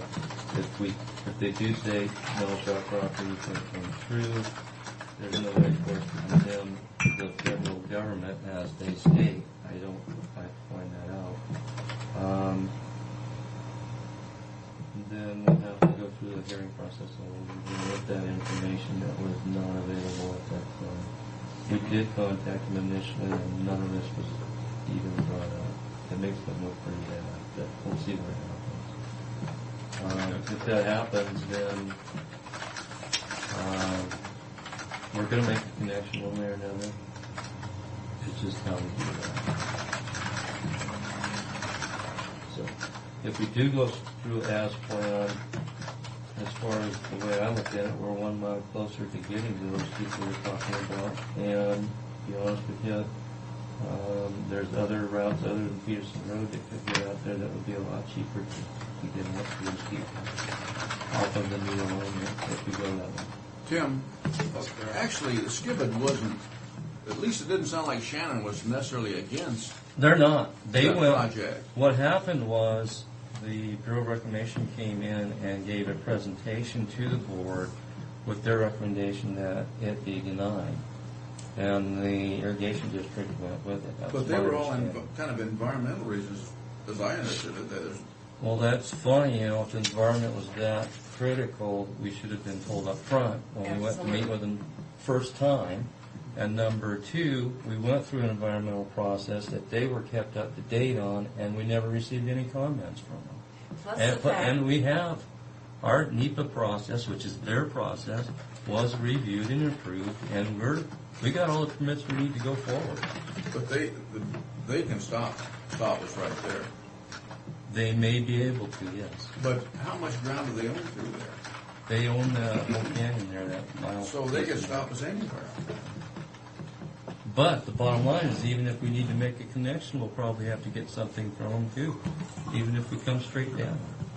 Yeah, So- that's what I'm saying. So we're not gaining anything by doing that, or what I'm asking, I'll say that. Well, but with going through the process and all of it being approved, I don't see how they can come back after the It's a fact. little late, and I do believe, I haven't talked to any attorneys, and that's what, we're going with an open mind, hoping that they figure out that they made a gross error, which I think they did. Well, I went through the new product, yes. If they bristle their back and stuff, then it's time to get with our attorney and figure out, can you condemn the federal government? Or if you want to take them to court, because you certainly have that available to you. Well, I doubt we can condemn federal ground. However, I if they find missed on the NEPA, if they approved the NEPA, I find it difficult, and it's more a philosophical thing for me, that we can condemn private property, but we can't do the federal government. There's something wrong in this world if that's the way it is. But I think that is the way it is. I think that's the way it is, And but I think there's something And I really think they wrong can- with that. Yeah, I think they can come up with But 11 anyway. hour and throw some environmental concern You've at got, us. you've got some investigating to do. Yes, on we have a this. lot of stuff to look up, and before I really want to even say which way we're going or how it's all going to turn out. Okay, We so have to go through the process. before we approve this plan, we'll have the financial Yeah. brought back in. So I move that we continue this until July 7th. At what time? I don't know, our regular time? Yeah, and that Whatever that, is 9:45? 9:45. Okay. So, That was is there a it. second to the motion? The second. All in favor? I appreciate your presentation. It's interesting, Diane, Tim. I appreciate being brought up to speed on these different projects. I'm hearing that we do need to look at trying to invest in the local system. We have been neglecting that, and he's right. If we continue to invest at $0 a year, we're never going to get there. Zero is a lot different than 100,000. I'm struggling with a way to make that happen. I want to do that because that's where our biggest needs are, I think, is on the local system. But if we can get $900,000 on $1 million project to do hard a to say, main yeah. arterial, it's really hard to What we can pass do, that money up. But what we can do, and we'll look into that, potentially, but I want to, actually I shouldn't say anything until I get it all put together. okay. The projects we got going, we need to finish the ones we have going, and then that road. That's a matter of priorities. You guys need to decide whether you want to do arterials or locals, and maybe you want to do both. There's maybe a way to If do there's a both. way we can do both, that'd If be we can look at great. that funding again, if Tim Hyman doesn't completely ruin us here. Yeah, a lot of them. Yeah. Well, if that goes through, we won't even have the match money Yeah. for these big projects, so. we We'll see might what as well- happens. Just See pick what and happens. choose what you want to do. But we'll know by Friday on Yeah. that. Okay, thanks, everyone. Thank you, Mr. Mendel. Aye. All in- I move the approval. We got one Now, more Larry thing. Rogers is looking for you, Bill. I just want to Phil, mention that. or A waiver Frank, for, Frank, we got business here. use that on him once in a while. That a way to go. I move approval of a request for waiver of Chiawana Park usage fees by Becky Schuviller, and this is on behalf of the Pasco High School Band Boosters, and they will gather there on August 12, 2004 in Shelter 1. I didn't totally understand. And there will be 100 to 200 people. Okay, is there a Motion second? was unclear, but I will second it. All in favor? Aye. Aye. I think that was just as clear as a bell. No liquor though, it's just for waiving High the. school Waiving the fees. And then, just to let you know that not everybody's upset at our spray guy. This is a call that Tom received from another Grandlander out there. It says we're doing the best that we've ever done. So, just for your information. Well, that's good to hear. You know, I think our sprayer's intent on what happened in the wheatland was proper. What happened was unfortunate. You know, anytime you spray, that can happen. I don't Well- know where you go or how conscientious that can happen. It's a, And with weather. Well, it's a combination of the stage that the wheat was in, and then Ron strongly believes that it's not just the amount of spray we put on. They came back and sprayed it too. So I got a couple doses. Yeah, and they said that themselves, so that's great. If you have a spray That's program, nice. inevitably you're going to So have is our sprayer man going to get a copy of this too? Yes.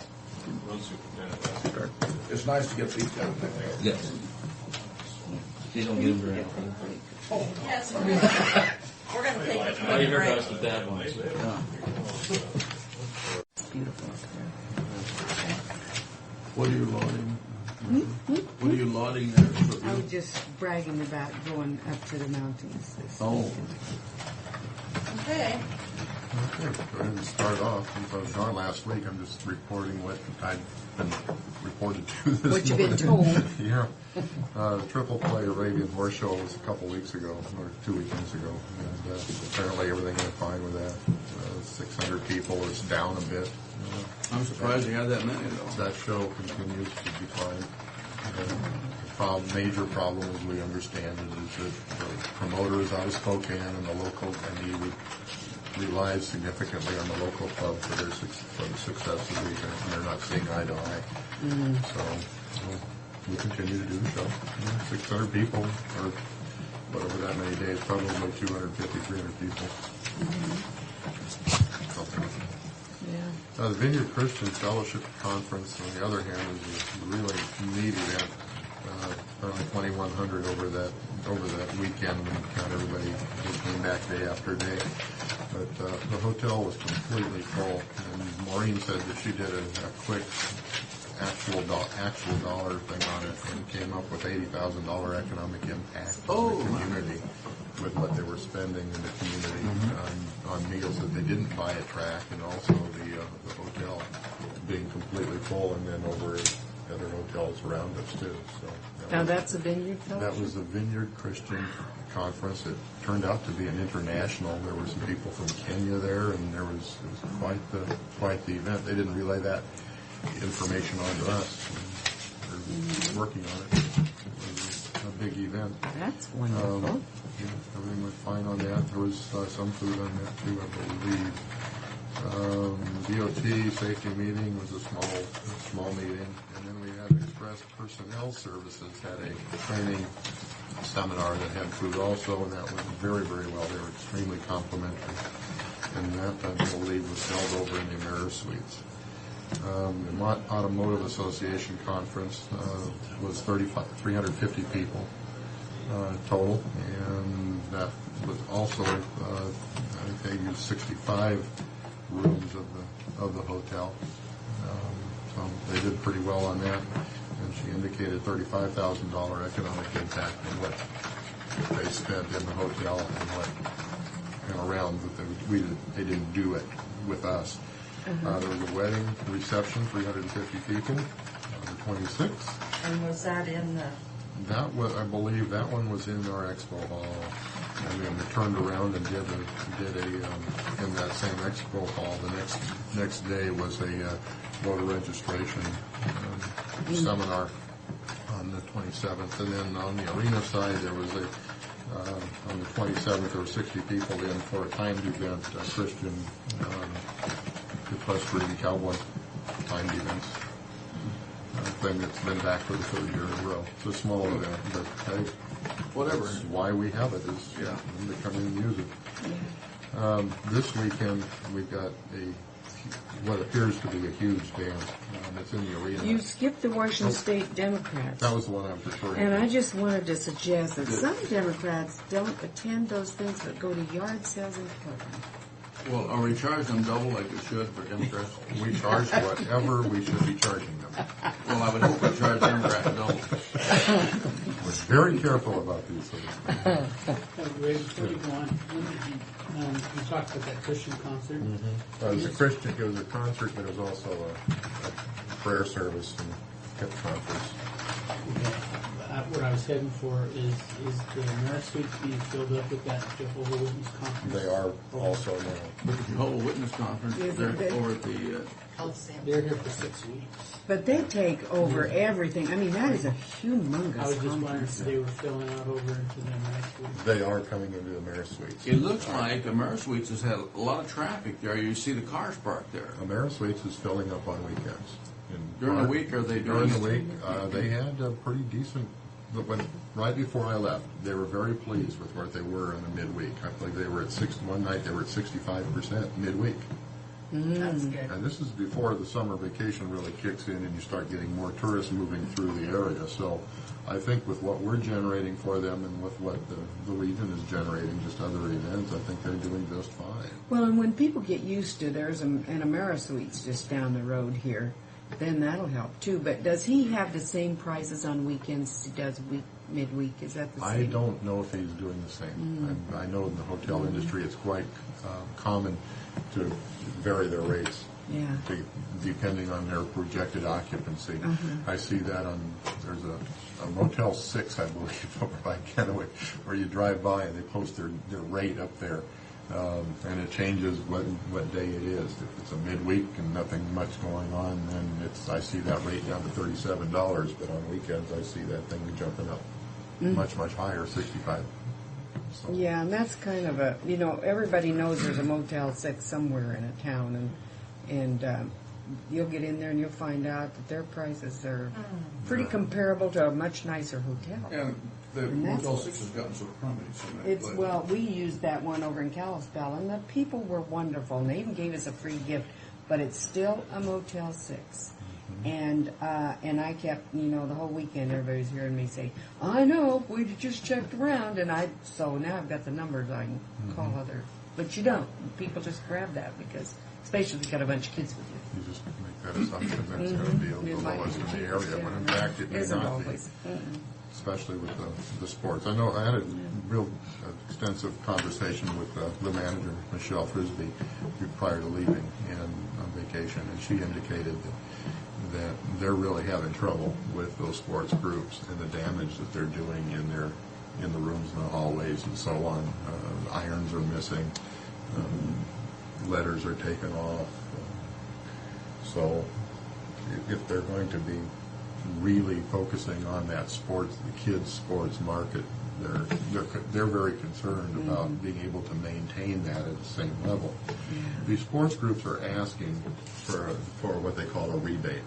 The $5 on every room that's booked because of this tournament returns back to the tournament organizers. And this is a very common thing. National, this is the way it is. Business is.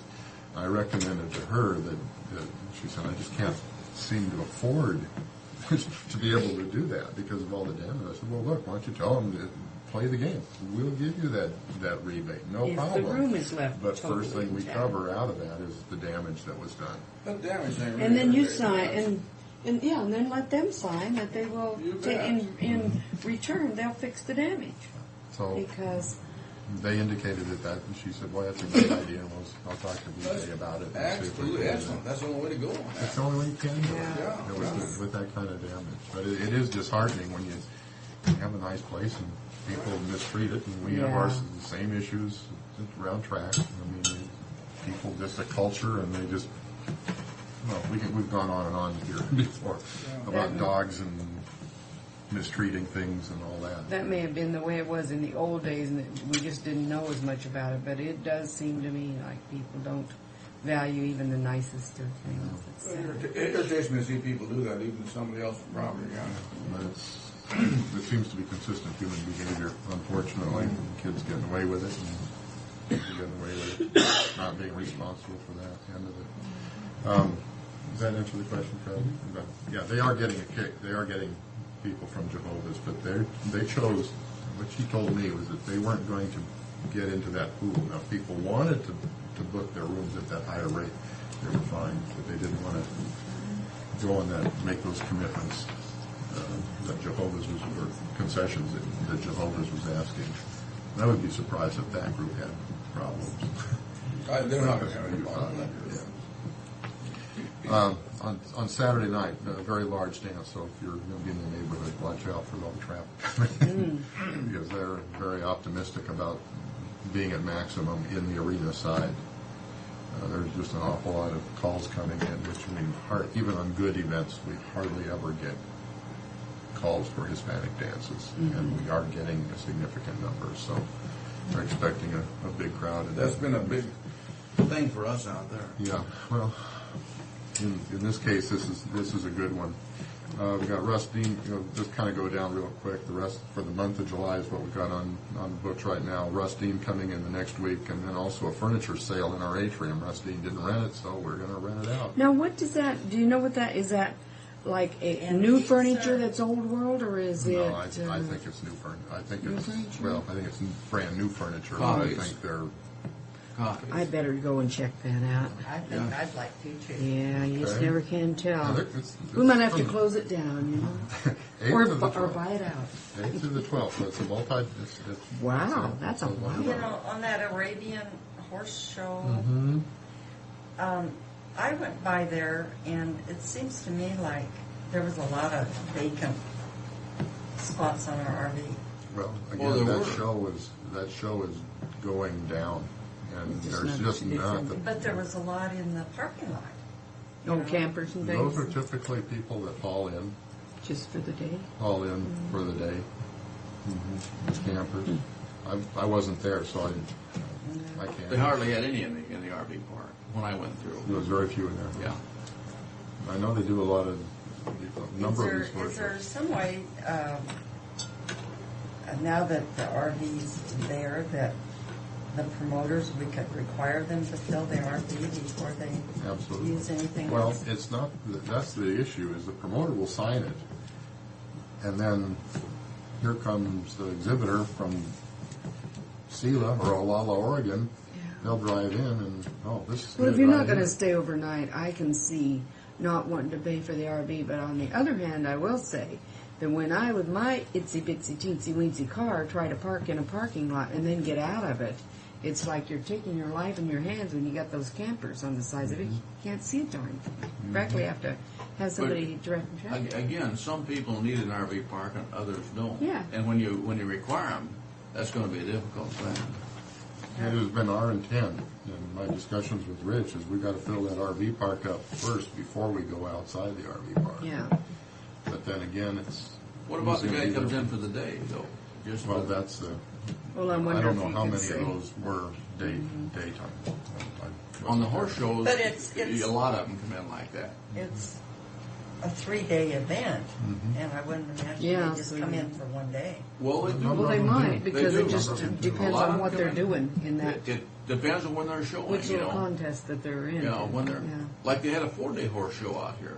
A lot of them were what it was two 2-day horse shows, and maybe they would only come in for one day in that 4-day show. You know, they'd come in for whatever they were doing, if they were cutting or what have you, in that particular class. It's funny, people have spent thousands and thousands and thousands of dollars on their horse and the rig to carry him in, but you ask them to spend $35 to stay somewhere or something, and they'll say, "Oh, I can't afford that." Well, and it might not meet their schedule, Well, it might not. Yeah. Well, But I anyhow, that's still the say problem. we need to make it a requirement, period. Well, you can't if they're just going to stay a day, though, need Well, let them park out on the damn street. No, we can't do I'm that. tired of it. We prefer. Well, she's getting. I don't think we can at this time. I don't think we can do that. Well, I do. Otherwise, we're gonna, why built that thing? Lee, we're just getting started in that park out there. My God, it's not going to fill up until people know Relax, about it. relax. Yeah. That park's going to do fine. But I do think that I don't think people should be parking out there overnight in that. I think it without should be a paying. requirement. That's Not right. Without paying, they Mhm. should be paying something. To That's be out right. there. And we they can did. have that. That's And no maybe problem. they did. Yeah. I don't know. We'll check on that. Because those big rigs are wear and tear on our parking lot, and the RV park is built to handle it. Okay, Okay. next. And then we got the furniture sale, and then that same weekend also is a barrel horse race that will be going on. I think we're going to need to go into those 6 acres, Fred, during that event.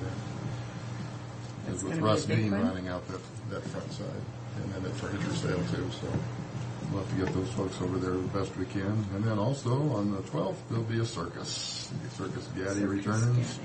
How big is that circuit, Ray? Oh, they'll... Isn't that the shrine? No, that's No? not the shrine. No, they have in the past had an arrangement with the Shriners, but I have not heard anything about it this time. Because that's who, I know that it was a Gaddy circus when Phil was involved. Yeah. They have done that in the past, but I haven't heard if this is the Shrine Association or not. I haven't seen any signs up this morning. Typically, we would get it. Advisory board, Chakaha meeting, a wedding, another wedding. So that's the wedding weekend, the 16, 17, and the Hispanic dance. How are they going to do that one on the 17th? One of them will be in our expo hall or in a meeting room, needs to be receptions, and then some will be over in the Amerisuites. Okay. Then a dance on the 17th in the arena. Now, is that a new one? New name? New? It's a new promoter. Okay. One It's for certain a new name. Yeah. So this Yeah. that's if you notice, that's the second dance of the month. And then we got DOT again, another the Department of Health meeting, another horse show later on that. Now, Department of Health meeting, is that local or state? I believe that would be State, I I imagine. think that's the state. State 'Cause I Department heard of Health? Yeah, having a meeting over here. I believe that was, overheard the conversation with Maureen on that one. Let's see, the Bronze Classic Horse Show that's been ongoing, the housing meeting on the 22nd, and What, then I was just going to ask one thing about the Bronze Classic Horse Show. What is that? my recollection is that it's there's a number of events associated with it, and I think it's mostly quarter horses, but not exclusively quarter It's horses. open breed then. I believe that is. And then also on that that weekend of Saturday night is Promociones Noe There's is another. back. So that's the third in that month.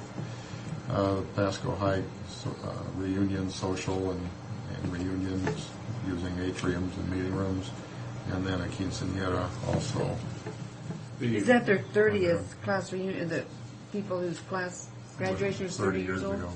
Yeah, I tell you, it's so important, really, that we pick those up. I would really hurt my feelings to see them go to the convention center in Kennewick on something like that. Well, You I know, think with the hotel being With that so hotel. close, I think a lot of them will be staying. They will Oh, stay here. yeah, that would be ideal for class reunion I'm there. surprised that the dinner and stuff probably wouldn't be in the hotel, but maybe not. They were looking at real low price, so I think we kept them over there and put them out. They were talking about even going outside, out in the patio area back there. It was part of the discussion. So there's our month of July. July looks fairly. Next thing on the summer bookings, July is got us. You can see us. We're hopping around pretty good in 3 dances, and depending on who they are, will depend on how much cash we get out of them. Certainly, this one coming up on the 3rd is we fully expect to be a good one. And then we look at into August, and we really have only one booked in August, and we didn't have any in June. We had one on the 31st of May, right there on Memorial Weekend, or 30th, or whatever that last day of May was. And that was a pretty good one, but that got into June. But as far as the cash, but we're not spreading them around. I mean, why do you have like one in May and one and then 3 in July, none in June, and 1 in August? I mean, just it's frustrating, but that's when they have When they want it, yeah. Well, the Diaz wedding probably brought in quite a bit of money, didn't it? It did not. They were very low drinkers. For the per capita was extremely low. Darn.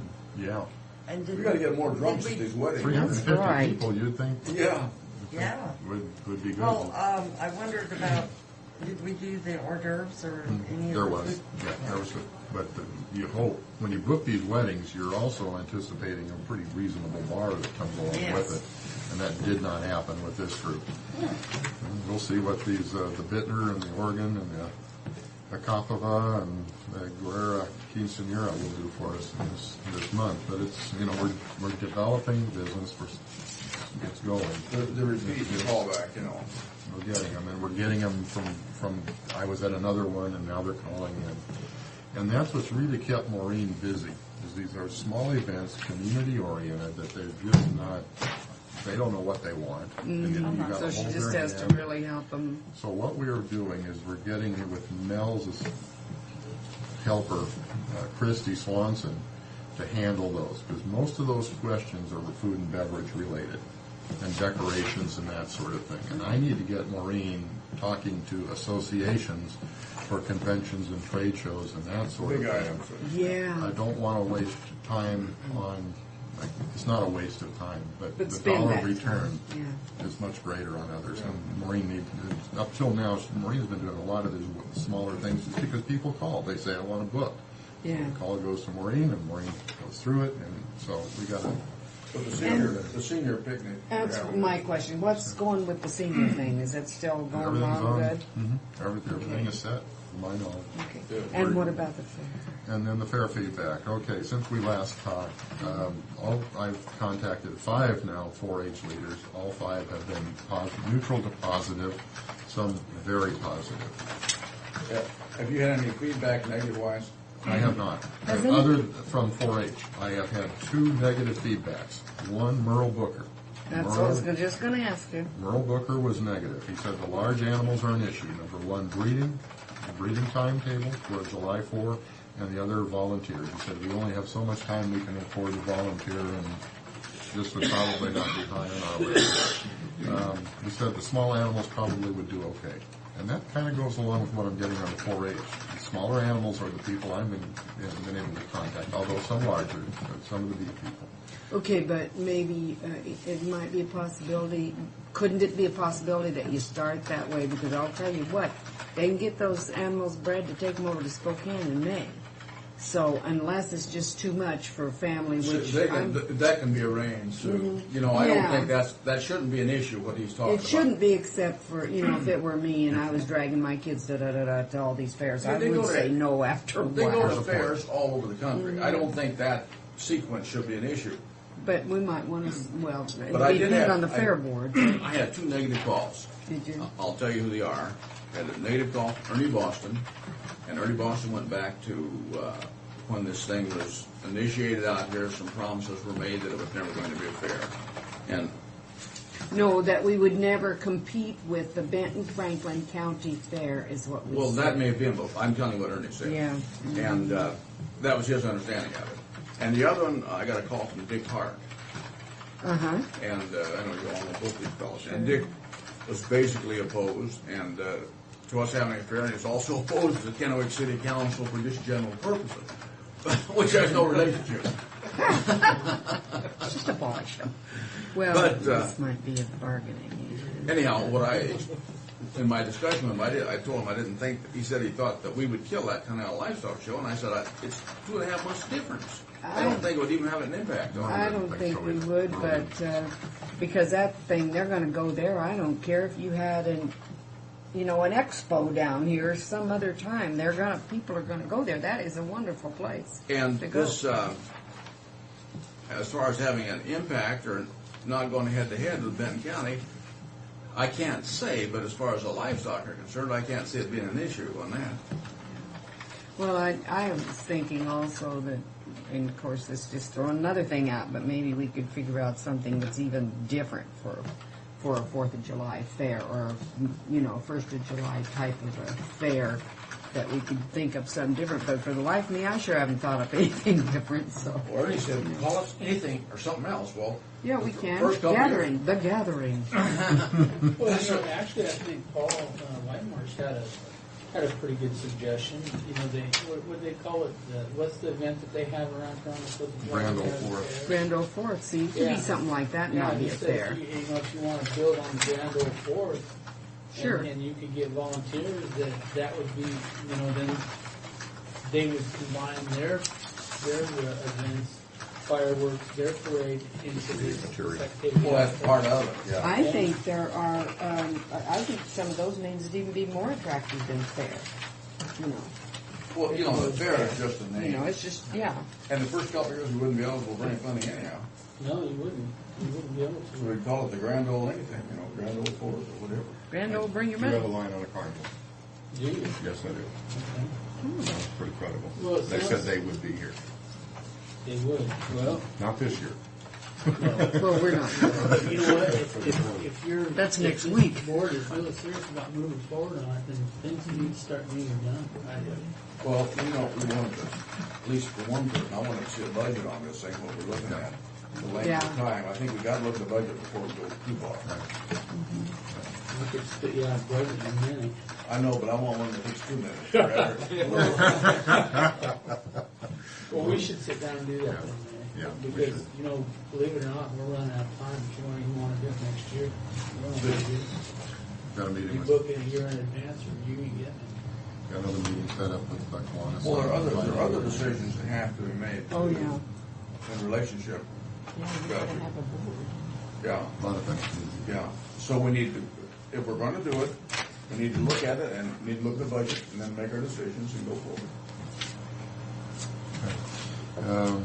And finally, that was it. I just passed out something just interestingly. Yeah. I came across The name what's is- going on with other facilities in the state. I thought it was kind of interesting. It's kind of a especially with familiar Kate- name, with too, Kate for us. being here locally.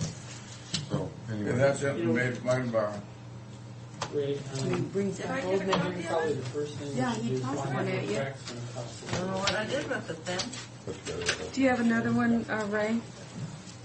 I don't know what I did with it. You just threw it away. Well, that was something else.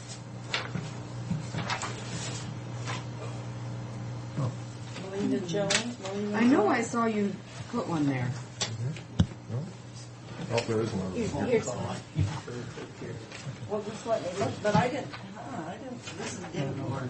This is my mail. Put it right there. Well, Okay. interesting report. thank you, Rick. Okay, thank you. Thanks, Ray. No, it's not. Trouble to me. We decided to bring all the guns. We got a question for you. Well, I wanted, before we start, did you guys read the letter from the potato? That's Oh, the no. question. Oh, Potato? no, I'm talking about, We're letting Steve Dean. No, I know that, but I just am looking here, and it says, Eric I read that one, is yeah. going to retire within the year. He's not said one word to us as a board. I don't know that he's totally made up his mind on that thing. I read that, yeah, we got that.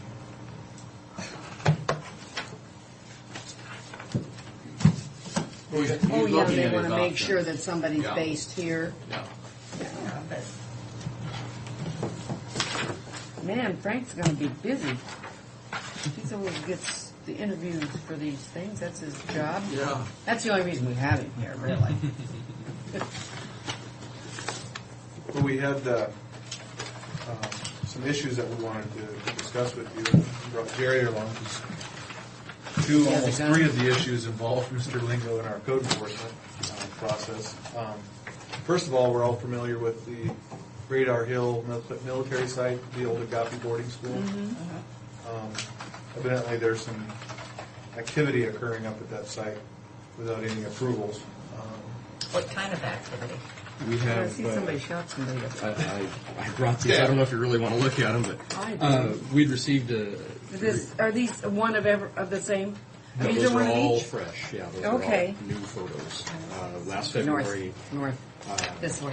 went up and spoke to Don Butcher, the fellow that I know is the him. caretaker there. in regards to the code violations, junk, debris, inoperable vehicles, all that type of material. Now, does Dawn have the kind of a halfway help house Not the for housing. alcoholics and I people believe- that are down and yeah, I out? The housing's on the other side. Okay. The separate house. Yeah. Yeah. That's where they had the stabbing. Yeah, that one That was on the actually, other side. But it's all tied together. it is still owned by Agape, but is at this point not part of what we're dealing with here today. But they're not using it at the school, are they? No. Come to find out what's happening, I was just up there the other day and spoke to one of the fellows that is kind of a caretaker there other than Don Butcher. And it is, I stand there and I saw one of the barracks and there's cars parked there and there's flower pots on the porch and kids' toys. And I says, there's someone living there? He goes, oh yeah, we got a family of 10 in that one. And there's kids So they're living just there. renting it out to people? Apparently. I don't know if they're taking any money, but there are definitely people living there, and that was just one barracks. There were several others where cars. Well, knowing Don Butcher, Well, if he that's can why I say afford, that. if he can afford to feed you without taking in money, he will. Because that guy's very different than most of us. I mean, God will love him. He would love him. Because he takes in people and he's always lived on a shoestring. He's even donated a lot of his crop to overseas and everything. That's certainly an attractive picture. Yeah. Place where everybody wants to live. So go ahead. I was going to say we're looking currently we're looking at two separate issues. Obviously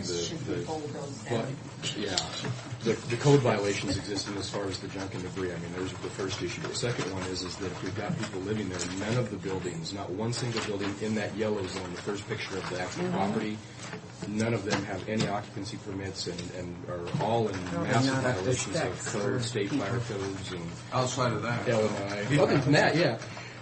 So basically what we're looking at is I feel the county is in a position of liability should something happen, and we haven't addressed basically going up and tagging with the buildings and removing everybody. What did they go from better to worse or something here? Well, at first you stand there in the street, and it's not bad until you start getting behind the buildings and out on the outer edges of the property. What a place for mosquitoes You and don't roaches. notice quite as bad just driving by. It always looked bad. Yeah. That's always a looked bad. huge God, place this for is mosquitoes and terrible. rodents yeah. together. And we had the discussion of, we can send them notices and ask them to cease and desist and send them through a standard hearing examiner process.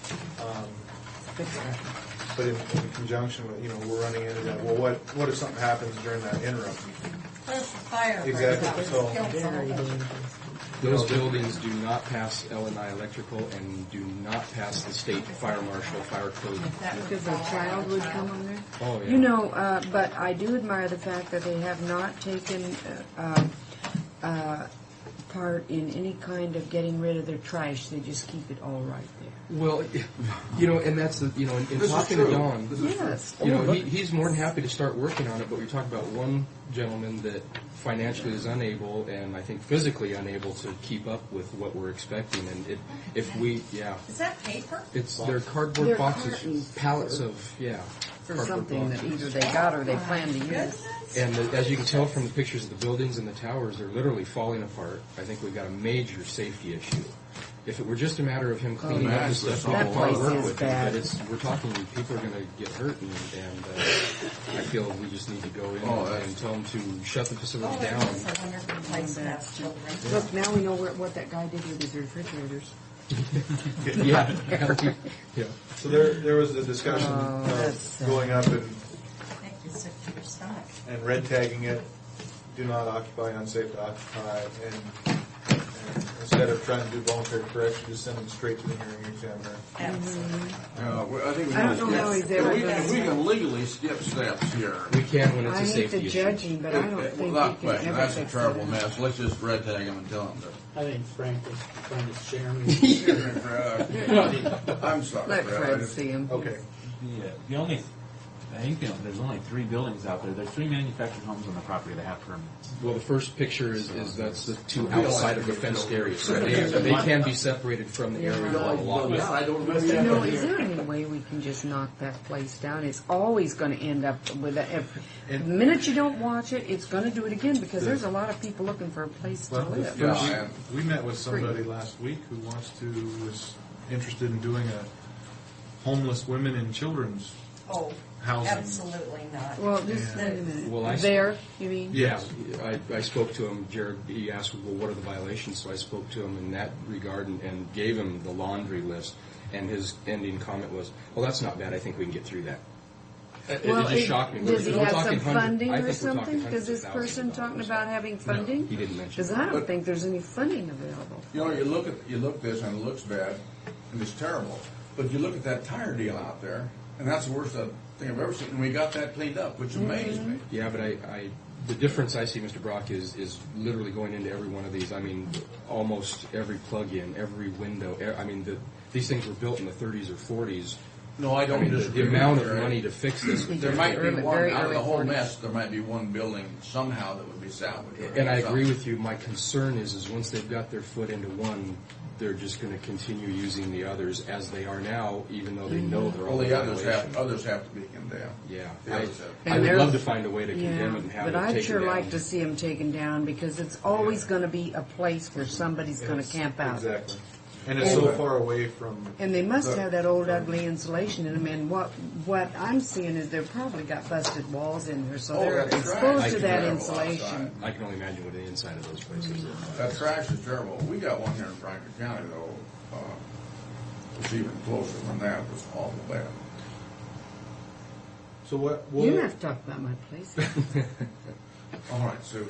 No, up in Eltopia, we've got a place that's pretty bad. Well, there's also, I was told that right up from where we cleared up the tires, if you turn and go north, and I wouldn't have a clue on what road it is, that there's another place that's just got buco old cars and things all around it. I'm working with. Are you? I've had. Well, that's another update Okay. altogether. Okay. Yeah. What's that other That's place? another day. Are you talking about in Utopia? No, out here. Out there, not too far from Peterson the Road. tire place. Well, I mean, I've got about 8 of them I'm working on. There are two. There are actually 3 properties out there that have what I consider used car lots. Wolk is one of them. He's trying to sell his and is in the process of removing Now, where the is cars. his? His is the first green road. It's the first one up off to the left. Just you take the From- first left. north of. The tire. It would be north. Okay, of him, that yes. must be it, Yeah. maybe. And Because it he- said it wasn't very far. I think I'm starting to drive them out of there because I'm seeing more and more for sale signs on the people I've been working with. I think they're trying to get out of there. They're tired of me harassing them out there. But they're cleaning up so they can sell their places. So if that's a bonus, then so be it. But there's hardly anything that I've seen that's worse than that up there in Agape. Yeah. Oh, yeah. As far as the amount of debris That's terrible. and again, my concern here is a safety issue.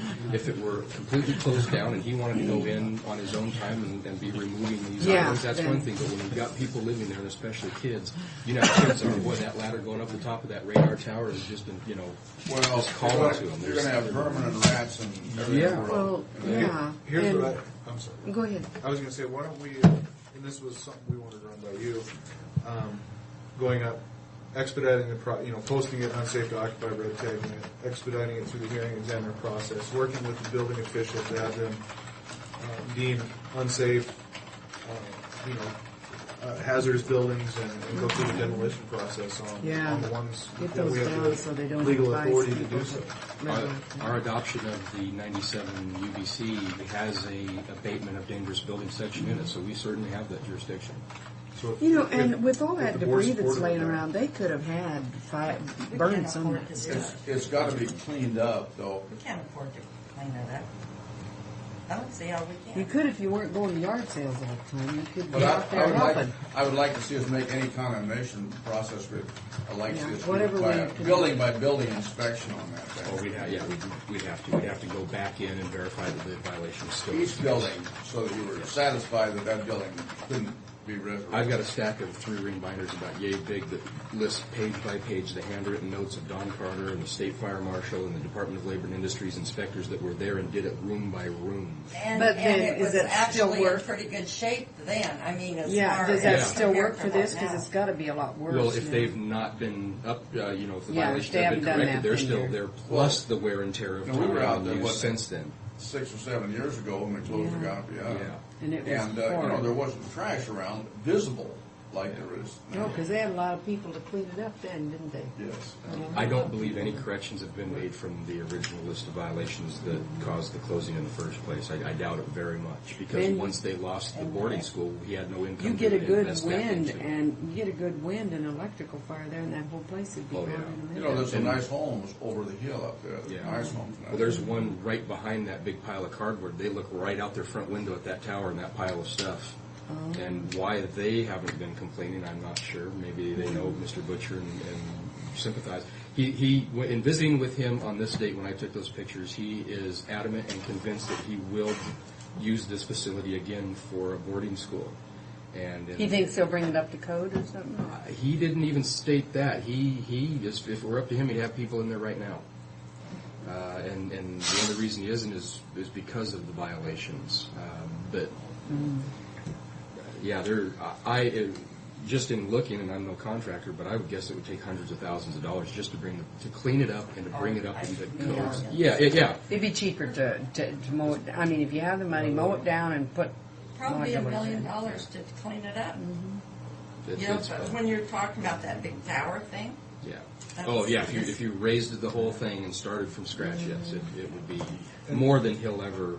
And maybe possibly. if it He comes, doesn't have any money. No. if it comes down to it, through alternative abatement by the county under our ordinance, maybe there are some options of working with a contractor who can go in and demolish buildings and have him personally put liens on the Well- property that he could recoup the property so it wouldn't cost the I county. think more I don't know. important, number one, we need to red tag those buildings, but more important to me is getting that mess cleaned up outside. That's hurts the entire community there. It's got to be blowing That's what around I'm there, saying. blowing on in Oh, I there, hate that. everybody. We've got two major issues. First and foremost, the safety of the people there, and second, then yes, getting this Well, the cleaned safety up. of the people that shouldn't be there. The safety of the people that should First, not be people there. have to come out of that. Yes, now. we have to. Well, you see Okay. what And happened to I'm- that one little boy up there in a home area, Just think of what could be happening there. Yeah. Those buildings, if there was a fire in that building where they're living, and there's 8 to 10 kids in there. But trash is it's going not to continue to accumulate until we get the people out of it. And that's I guess part of the reason we brought it to your attention, because I'm not sure. Obviously, there's an immediate concern, but we don't want to just throw the people out on out on the street either. So I mean, how much? I think so. I mean, how much I'm time? surprised We give 7 Gardner's days. or Do we give Warlings them? or somebody hasn't complained I about it. think we should, give them at You least gotta- 7 you gotta days. give them- yeah, you gotta give them some something notice. on it. We have, according to our ordinance, every right to go up and tag it and chain it right at that moment. So that's just a decision. Well, we can tag it and say, unsafe to occupy, you have. Don't put the chain on because there's You people. have, 3 days or 2 days or 4 But days to get out. safety-wise, I'm safety. concerned. I'm very concerned. And that's, like I say, that's just one building. As I go down the other barracks, Let me see those. there There were might be other there people there were living other porches with fresh flower they do pots and have- other cars pulled up there. So there's so there's- a minimum of a dozen people living at that facility. I know Agape has their main office. They have somebody working out of an office in one of those buildings. Agape itself? Yeah. Or Don Butcher doesn't. He has a younger gentleman that I spoke to. Actually, it was the afternoon of that But- child deal. I was there and went up and talked to Agape him. And Ministries he was the or one that told me something, people were still living the there. same old people? Well, I don't know if it's the original people. the Or if they Clemensons just and taken whatnot. that name and that's I think. one. Well, Don Butcher, He I worked think, with owns him that at name one now. time. He So, owns what? I think he is the one legally responsible for the name Agape Ministries. Oh, okay. Oh, really? Yeah, I didn't believe know from, that. From what I've been able to determine in conversations with the caretaker that was on and he's kind of the watchdog. He stays there. I don't know, you could look at that junk. I finally threw all my Agape stuff out. But every time I look at the pictures and read the letters Whoa. and stuff, I From, just what's her name? got just sick. Well, if we proceed with which we will, go up and red tag it and say you have however many days to get Oh, out. my. This is. When those days are up, I think we're going to have to go up with a sheriff's deputy and make sure that That they are out. And then But we'll you have need to give them, you need to give them some lead time. lock those buildings up or do And something. that's, I guess, my question is what everybody was comfortable with. Typically, when I send a notice of order, it's 2 weeks. People could, in 2 weeks, there could be a fire. Wouldn't be a fire. I think 7 days would be enough That's my just because of the emergency type situation. You've been up there, so they've pretty know much where this been is. warned that Oh. something's going to come around. And when I visited with Mr. Butcher on February, when I took these photos. In February? This was in February, and I told him, And we're just now. well, no, there were cars there, and I says, well, these cars, and they didn't have current tags, and I says, oh, so we've got inoperable vehicles here. So then when no, those are for February. No, when I was up just last week, all of a sudden I noticed fresh garbage bags and flower pots and new cars. In And February, I'm it was going, just wait a minute. the junk vehicles. Yeah, there wasn't anything obvious It to me. didn't look like anybody was living there then. Yeah, there was nothing obvious. So that's why I say all of a sudden I'm standing there and I see fresh flowers and I see garbage in the garbage cans and kids' toys. And I thought, well, what's going on? Oh, yeah, well, we've got somebody living there, the fellow tells me. So I thought, oh, well, now that's when I brought it back to Jared. Because in February, we were working with Mr. Butcher on the voluntary. Yeah, we were just looking at the junk and debris and whatnot, and he was cooperative. Who made the complaint, Trevor, do you recall? You don't have to say it here. I don't know. Wasn't Gardner's or Warden's or anything? No, it's at,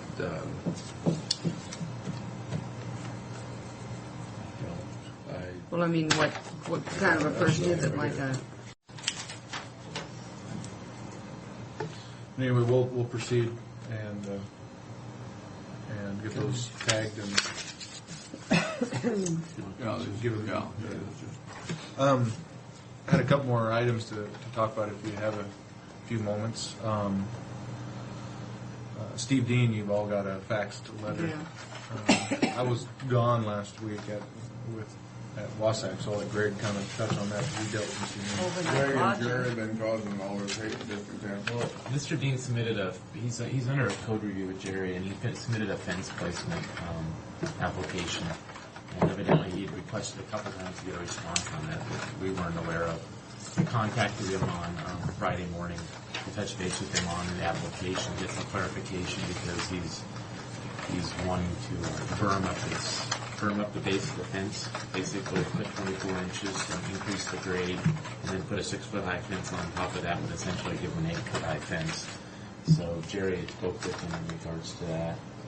My feeling in talking to him, and this is just my assumption, is he's being brought before the hearing examiner on July 8th, and I'm wondering if in his mind he has the fence up that it's just going to make the problem go away. Unfortunately, it doesn't. But in talking to him and reviewing his plan, and it got pretty complicated. He started using examples that I didn't feel were relevant, but my understanding at the end of the conversation was that this fence would be higher than 6 foot in some places, up to 8 feet. And one of the examples he gave me, after telling us that we have no constitutional right, he went through getting the threats of restraining orders, and we don't have the constitutional right to tell him where he can put his fence. And after 45 minutes of discussing this, there was about 5 minutes actually about the fence. He basically gave me the example of, well, if I brought in a pile of dirt in my yard and it was 50 by 50 and 10 foot tall, I could still put a 6-foot fence on top of that. So again, I did either I'm very much misunderstanding his points in discussing the grade, or he is just flat telling us that he's going to do what he wants and the fence will be 8 foot where he wants it to be. So we're in the process of writing him a letter explaining, asking him to contact us. We put a phone call into him today and haven't got a return call, so we'll put something in writing to him regarding his What fence. about the fill? Is there a problem with that, or is there a problem? The grade is determined on a common lot line for fences as natural grade. It excludes berming, landscaping, topography, so that you don't impact a common lot line with a neighbor. So you don't have this situation happening. And then a 6-foot fence on top of 5 feet of fill, you have this big wall of... That's kind of where... So is that kind of the way a little the bit next door different. neighbor there? Well, there's be multiple neighbors there, wouldn't there? It would affect all three sides of his property. He fronts Argent, and he's not at this time proposing a fence along Argent, just the 3 sides. As an example, the south property line that abuts Flippo's property is even. And I asked him very simply, I said, if I'm 6 foot tall and I'm standing on the other side of the fence, is the fence going to ever be, if I'm walking along, is it ever going to be taller? He says, yeah, it can be up to 8 feet in places. His ground is not topographically level. There are some dips. What he's if I'm understanding his explanation, he's trying to say that he's going to ignore that and keep the fence level. He wants to see a level fence along his whole property. Well, if he does that in spots, it's going to be 8 feet tall, because he's going to have to bring dirt in to berm it up to keep it level with before it drops down. So, like I say, unless I'm misunderstanding, and that's why Greg and I decided to try and contact him and, see if, just ask politely if we could come out, give us 10 minutes of your time, explain what you mean by putting up a berm wall and these cement bricks and building up the backfill and stuff. And because quite honestly, Send out the little guy. But he still isn't gonna. It was only because and Friday he was very adamant that he was going to get a restraining order against Jared McPherson because of the past. You're a big bad guy. Yeah, I've only talked to him like once. But does he mean that the fence will hide the things we're telling him to take away? That's my opinion, or my guesstimate, is that I'm thinking in his mind that if he gets this fence up and nobody has to see it, that makes the problem Oh, go certainly. away. That's what it is. That's And no it question. states very clearly in our ordinance that is not possible. But that Unless the restraining order violation's there, it has to doesn't be matter. jury, and we're wondering if that could be applicable to our office. You can utilize that mechanism whenever you like against him. I completely understand. But yeah, that was in reference to a conversation. He is a very mean man, just I don't know where he I came just from. was inquiring. I'd heard about that one earlier, so I was ready for it. And we bring this to your attention, one, because of the history of Mr. Dean and how every time our office contacts him, you get, the commissioner's office gets involved, so. And He made it very clear that if we tried to tell him that he couldn't do his fence his way, he was going to get a lawyer and we were going to go to court. No, that's So- fine. Well, stand in line. Okay. And then, one other thing, Eagle Lakes, there's Hendricks Lake up off of Hendricks Road. It's, 30, 40 acre lake South end of Eagle Lakes. Yeah. on the north side of Hendricks Road. It's a privately owned lake, but it's a lake of shoreline of statewide significance as identified by the Department of Ecology. It does have game fish in it. The gentleman that owns the lake, either himself or hired a crew, and they're in there doing massive shoreline work, tractors in the water. We received a complaint on it. Yeah, we received a complaint, so we went out and investigated. There is no public access to it, but it is viewable from the county road, and Fish and Wildlife has been involved for violations of the HPA. Who owns it? It's a gentleman on the west side. It's a limited liability corporation called Eagle Lakes LLC. It's a private little playground for some wealthier members from the west side for hunting and fishing and those sorts of things. No, the same ones have money in the Eagle Lake. No, different. Different group. So, actually, I was gone last week, but Greg gave I've been playing contact with their attorney. Is this a seep lake or a lake that was formed as a result of a grand tour? It's a big lake, and it's identified by the State Department of Ecology. It's on our county map as a shoreline of statewide significance. Just to let you know. We don't have any question about us having to deal with it. No. There's, grading and excavating permits and critical areas, SEPA permits. Use permits. Use permits. Rumors have it that he's trying to build a campground out there. That's rumors. He actually had irrigation specialists in there doing some work, and we don't have a problem with what he's doing, just as long as, How far back concept from we shore don't, as long is as he he on? comes in and get all the permits. he's in the water. Yeah, we actually saw the equipment in the water creating. He was like trying to create a marina or something and dumping it into a big dump truck, and he was creating a little peninsula or land bridge or something between, on a low spot. Just to let you know, and Fish and Wildlife's involved. And Those are our three big issues. we just wanted to let you know because in case it came to your attention, we're up there regulating wetlands. Okay. And lastly, just to give you a heads up, we'll probably You're cutting We into can't have Mr. any more. Bowman's time. We can't He's tolerate not any more. here. Anyway, what's your next? Lastly, we'll probably schedule some more time to talk about factory assembled structures. There's new legislation that will take effect in July about how counties and cities can no longer regulate manufactured homes through zoning. So they'll be able to put them wherever they want. So Sue Miller's addition out there is just about in compliance. But there is some provisions that you can put some very strict performance or architectural or whatever, making them be double wides and attached garages. That would have, had we done that out there, that would have helped so much. The big thing is they put a caveat on there is that if whatever you make the manufactured homes do, you have to make the site build do. So if you require attached garages, But in every case, it might not be applicable. so there is going to be some. So we were going to think about working with the city of Pasco on a joint ordinance for the urban area at least, and well, that's really all that applies for Yeah, it Franklin just County. applies to that. So- Pretty soon they'll have it all annexed, so we won't have to worry about it. Well, like we're talking about Gwinnett this morning, in the next 2 years, if they get it, we won't have Gwinnett done. But we can schedule more time on that. I didn't want to keep going over. We don't want to. But I would consider, Agape a priority. yes, and I think it's a at least getting those people out of there. Let us And I would know how that consider goes progressively. about, Yeah, keep us attuned, please. you know, if they can relocate somewhere else immediately. which- I've used the Community Action Council before in helping people get some immediate housing, so that might be an option also. Yeah, because, you know, if there's that many children and that many people in one area, and those are just cinder block, or, you know, incinerators, actually, if there would happen to be some kind of a fire. Part of the safety clause in our ordinances allow us to bypass our normal time-consuming Yeah. measures and go right in and take care of this. So I that's mean, good. I hate to put people out in the street, but sometimes out in the street in the summer, it might be better safer than, yeah, than, because there's quite a bit of dry grass out in the unbuilt area out there, and the No, wind this is catch it and it'd be a fire. Former Yeah. federal installation or state? Oh, yeah. Federal. Federal radar station, federal. that was during the installation. World War II. So no chance of getting some federal funds to help clean this up since they just left it to be a headache. You know, they sold that. So when they left it, they had that up until about early 70s. Yeah. That it was active up And there. they sold it. Yeah.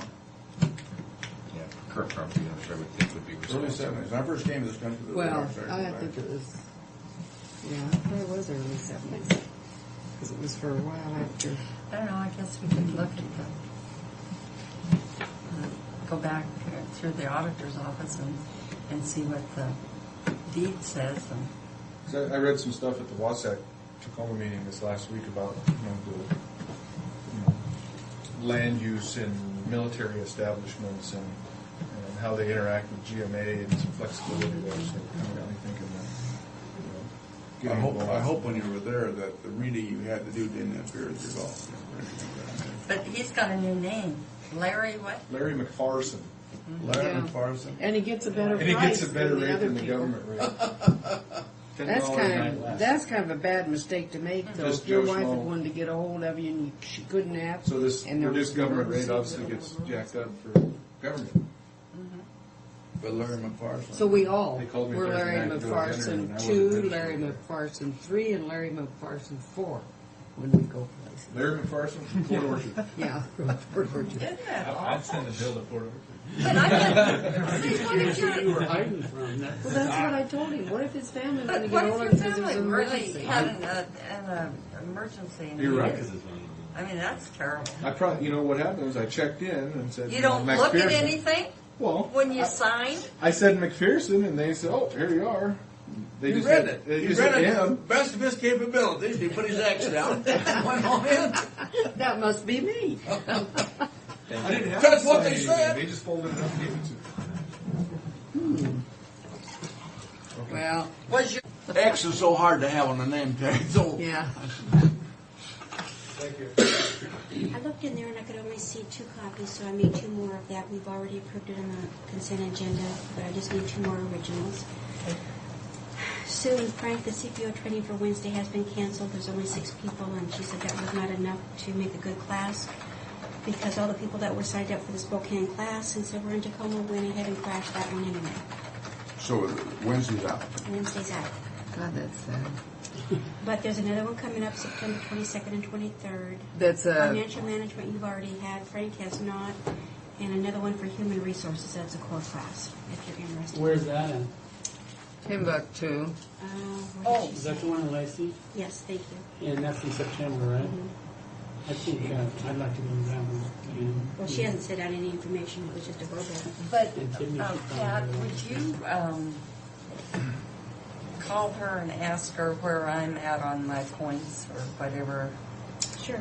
Because she said that if we'd contact, she'd give the information to us. I think she did once. She has.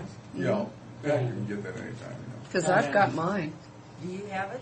Because I only have. Updated after today? I mean, after Monday or Tuesday? Just add the 4 core. Whatever you add before. I'll look at mine. Because I know I only have the 1 core, and then I'm done. I'm going to give you phone messages. Forget it. There's 2 of them that are very concerned about what happened in Steve Lowe's office while he was gone, and they want to know who authorized bail for that gentleman. And because apparently he was arrested for a meth lab. Who authorized bail for who? I don't know if I spelled his name right. It was Dave Reed.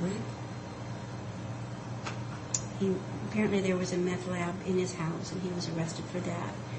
But while the police were investigating, they found pictures of school-aged children. Pictures on this guy's wall. All over the wall, and And one mother says that her children were on his wall, right? Mm-hmm. And another one is her. Well, this is Dot Miller and Paige. Paige is a separate one. There's Well, two. that's Dot Miller's daughter. Oh, is it? Oh, okay. Granddaughter, Granddaughter. if I believe, is Paige Patton. There's not an awful lot we can do with it. All right, well, I'll find out and call her, or go by and visit with her, because I don't know. We missed Donna. She called out. No, she doesn't. I need her for this. You need Donna?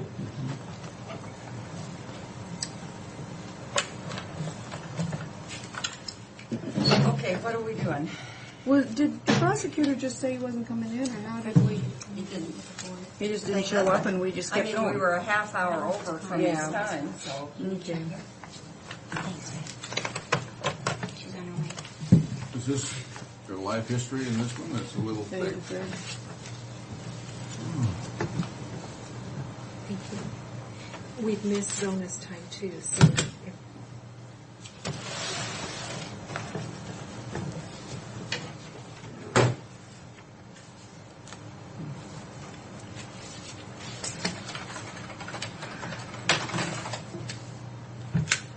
I'm watching it, Pat, to make sure you put that back. Of course I would.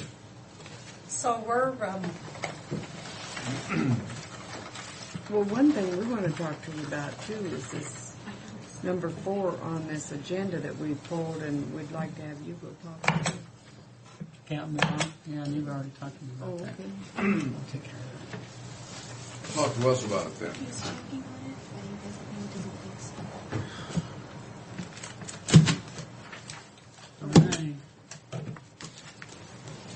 Yeah, talk to us about number 1 there, Fred, on the agenda. Oh, the cell tower. No, on this item here. Number before we 4, you start. mean? Yeah. Oh, number 4?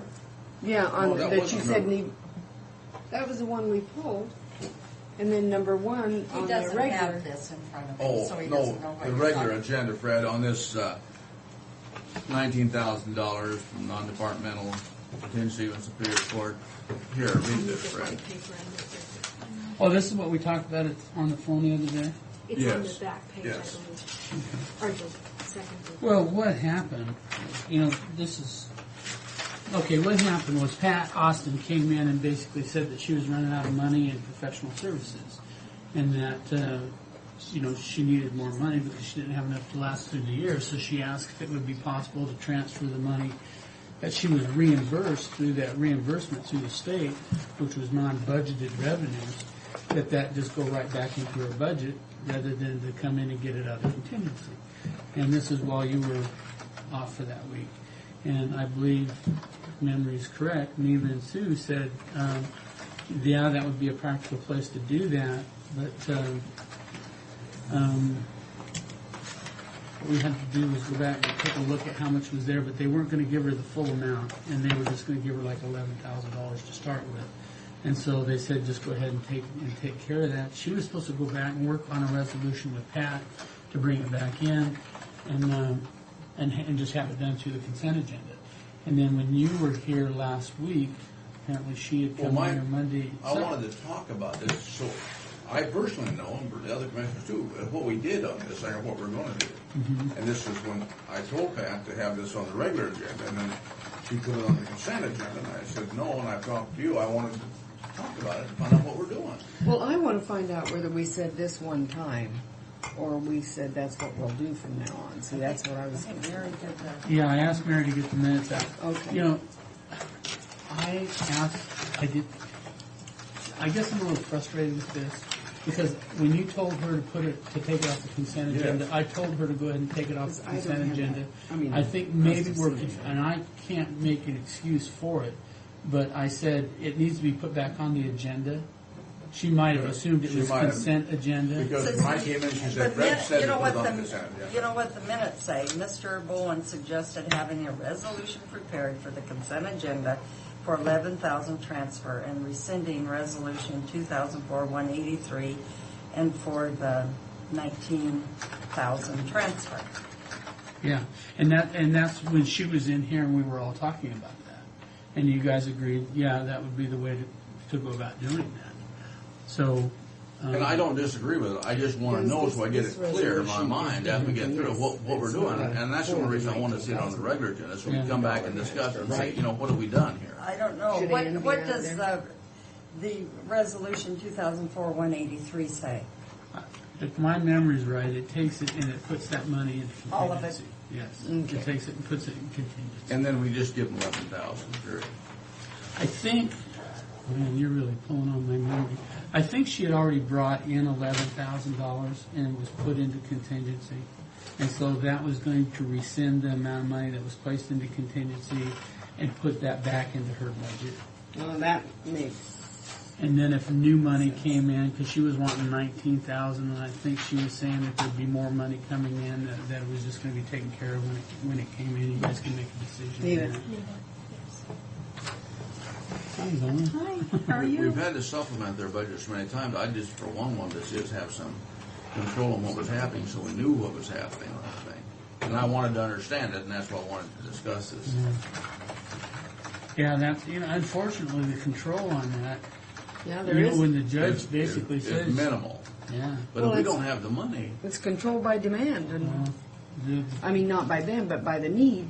And that was the subject of a lot you of know, the thing concern. is, at, though, we go to why, and why do we even prepare a budget for them on some of this stuff, really?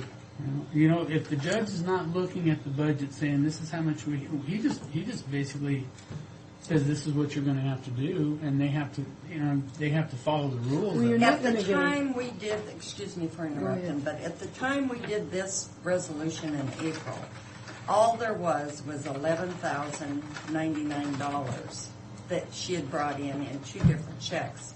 Well, since then, she's brought in more because we get copies of that. And so we transferred the $11,099 into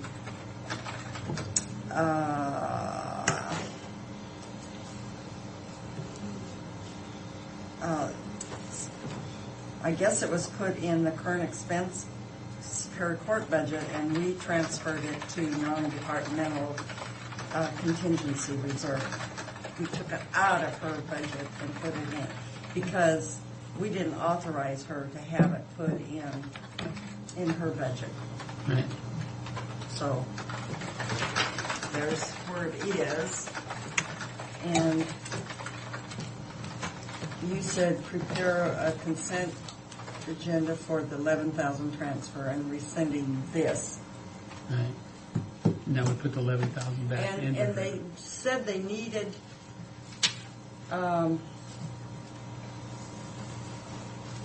she said a little over 19,000 in reimbursement was brought from the state. If we were allowed to put that in the line item, it would help the fund for a while. And it says there are 2 sexual predator cases that have been very expensive because of state requirements. And this is what she's getting reimbursed for, is from those cases. And she said at the time, this was done 6th of June, she had $6,000 in the account. And a little over 19,000 reimbursement was brought in from the state. So you suggested that we do 11,000. Yeah, well, yeah, I The suggested that 11,000 we've already we done. rescind that resolution, which would put 11,000 back in. Right here, yeah. That's what this is. And that as new revenues came in, then you guys would take a look at that and her budget to see if you wanted to transfer that back into her budget. But the way I remember. But the 11,000 we did back in April. Right. We did that in April. But she took it out didn't of need the her money budget. to. And put it back into contingency. Okay. This is June.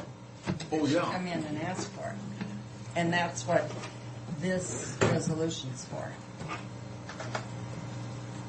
So where are we putting the 19,000 then? There won't be any 19. All we're doing is rescinding rescinding that resolution, which will then put that 11,000 back in her budget. But She the asked for 19 nine- is staying, I mean, the residual from 19 less 11,000 is staying in contingency. Yes, and then as she needs it, she'll come back in at a later date and ask for it. Okay, that's fine. I understand what we're doing now. I understand. Fred, she will still be over by 7,000 if we don't transfer something. More than the 11? Yes. If we put the 11, she's right now, well, according to Tom, there's 20,000 that has been spent. In the negative? Right. Well, right, no, not, right now she's only 12,000. She spent 12,000? She spent 18,351, and if we put the 11 back in, there should be $7,252.40 in the negative. So she still needs some amount of money put back into her Is it account. going to do any good to ask the judge to come in and talk to him about this? I mean, what has to be in his eyes. What was her total budget? Her total budget. The biggest thing is we need to understand it. What we've done. Well, I think I understand it. Her total Carrying budget out her was duties 20,000. costs more money than we See, put that's in. That's a, And I guess That's I need a to understand revenue. why we put in what we did rather than, I mean, here we are in the middle of the year. What And we've got the revenue whole hasn't rest come of the in that year. you were expecting to come in? Oh, there's a lot. Oh, yeah, there's a ton of it. I don't know that she has it broke out in that book. But if we didn't I don't have, think it we is only broke out. gave her that much money for the year, I think they why did we give her only that much money a year? I just need four core. I don't think you need, I need four. She had 16 65,000 core. for professional services. well, then I'll never get them, because they told me the last time one more How much core, has and she I didn't spent? have had what I needed, and now Well, see. if you'd have gone Tuesday. or- Yeah, but that was way before, the last time I took one, that, It looks like there's I 20,000 think I'm We spent. both got 28. So I don't I understand know why. we have more than, far more than we need. Yeah. That's what I said, give us Yeah, credit. so 65,000, and minus right You didn't now, go over some? well, they took That out was the it? I would, 11,000. but I had that, council on aging meeting. Oh, it's down there. You should give you credit. You should call and talk to them. I have. If I remember right, she said if we put that 11,000 back in there, she wanted 19, but she said if we put the 11 in there, that she'd be fine This for was, now. this was her original one that she did up, and I redid it to include everything on one, to rescind and to transfer. And this one here is rescinding it, putting that 11,099 back into her account. Okay, and then she did another one for an inter-budget transfer of 19,040.79 from contingency into her line item. So from her conversation with the board on June 7th, she thought she was going to get 19,000 to help with what she's already minus in her budget, plus additional stuff that she anticipated coming in. Well, you know what, this is She too needs to come confusing in. right now. We need to, bring her back in next Wednesday Okay. and go through this whole thing again. You don't want to, We didn't keep a record of what was said when we set those budgets, well, did we? we do have minutes, but you go back and everything's a little fuzzy. Yeah. Everything's a little We fuzzy in need to this keep a thing. list of people Well, we would send. you like Tom to be here for that too? So It that for wouldn't- budget purposes, it I mean, to wouldn't be able hurt. to, It wouldn't hurt at because all. more brains are better, you know, what somebody might remember something else that someone You else bet. didn't remember. Well, we went I'd back. send Connie, but because she was here, but it was her first year, and I'd rather have Tom. Yeah. No, that, we need, so we understand where we're going and where it's She going. has a memory like an elephant. She does. I'm saying that loosely. Yeah. I wish we could say. Excuse me, there you go. Okay. All right, now Oh, back. you look bright and perky here. What are you? Oh, thank you, you guys. I just You deal want to with come personnel in? issues this morning. Oh, dear. Yeah. You came to share with us? Well, I'm here because Fred wanted me to be here, and I think he just wanted me to be here on those contracts for the towers. Yeah, you need to sign them. Okay. Okay. Now, one thing too that brings up another thing. I signed a contract last week for election stuff that they faxed out to us, and they wanted it back in by the 15th, I think, and. I had the impression that the state had given the auditor the authority to sign this contract, and I think they have. However, it seems to me like there is some confusion about that. We just wanted it to get in on time with whoever. That was my feeling, Sue. And so what I thought I would do is, when these different things come up like that, whether I have the authority or not, I thought I would come to the board with them. If I have the time, if they give me the time to do that. I asked that question when Sam was speaking. I mean, Where'd you see Sam? Over at our conference. Oh. And so he come to me, and I said, I don't have a problem with it, but I'm understanding these monies.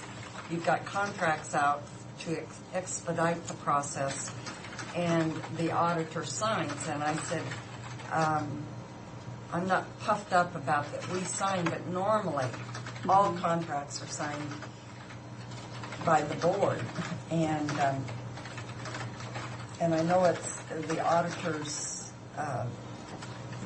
estimates of what we're signing the contract for and all that.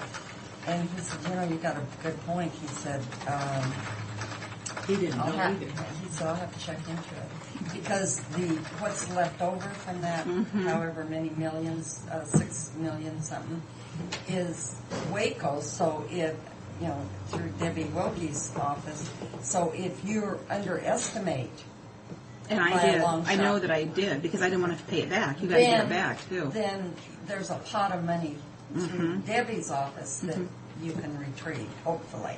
Well, it'll be interesting to see how that works. But because there was a very quick turnaround time frame on this particular contract, I went ahead and signed it, and I'll send you a copy so that you have it. See, for that's your what we reference. thought. Get it in there with a signature, and if they because haven't they have they have to disperse that money by the 30th of June. Yeah.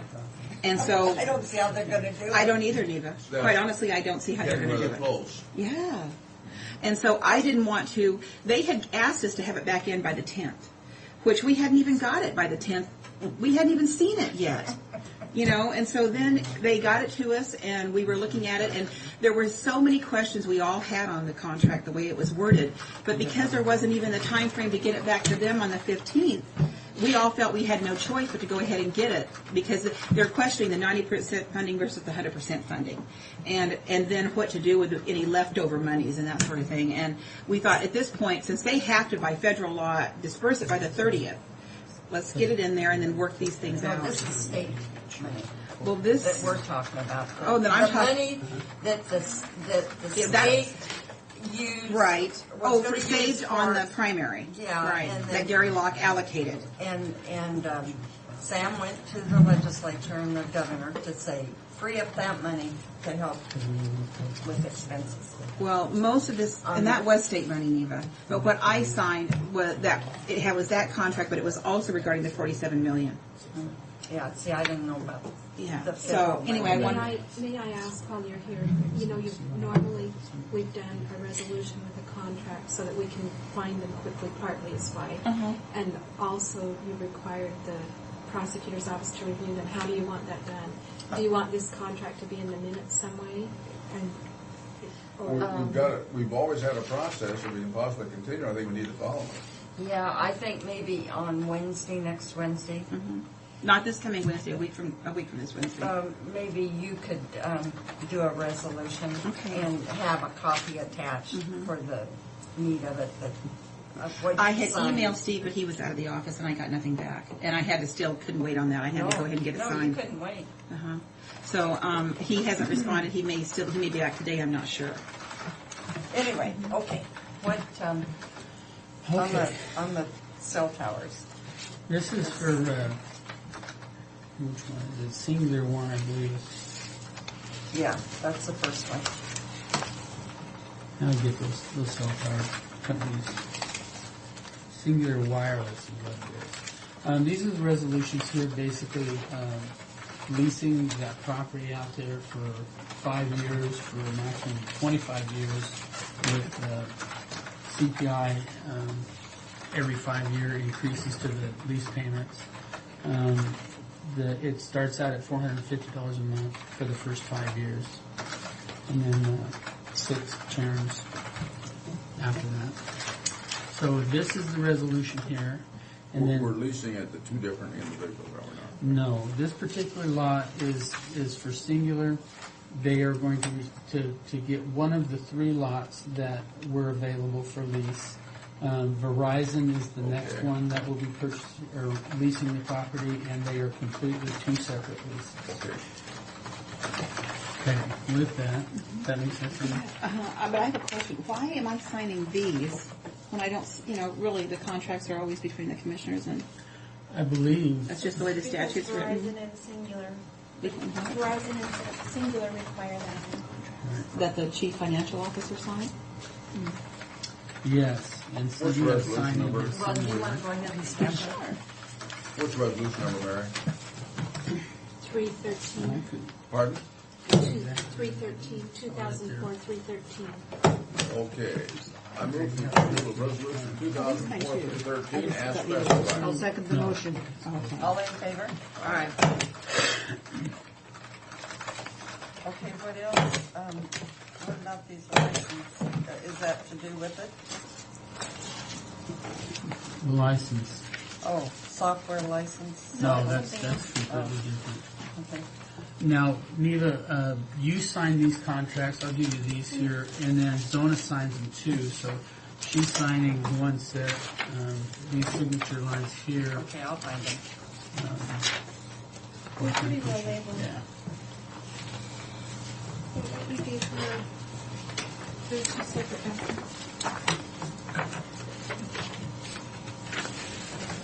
And then she's got the rest of them.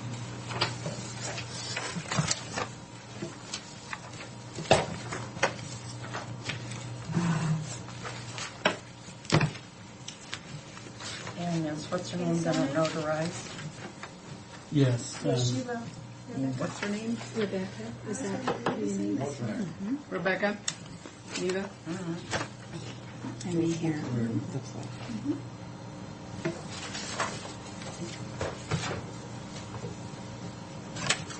Oh, she's at lunch. She said, is it okay if Yeah, she's in there. I called Eric from Verizon, and he said, "Oh, yeah, I'll get those to you right away." But Good. that's typically how it works. They're just playing a game on that, And I don't blame them. I would you do know that. how they lie. Why? Well, why would you pay $450 a month or These are all legal. $1,200 a month if you're not going to use the property for another 6 months? Yeah. They're saving money. Zona, wash your glasses. Did you go through those and make sure those were all signed right? I'm going to let him sign it and then I'll work it.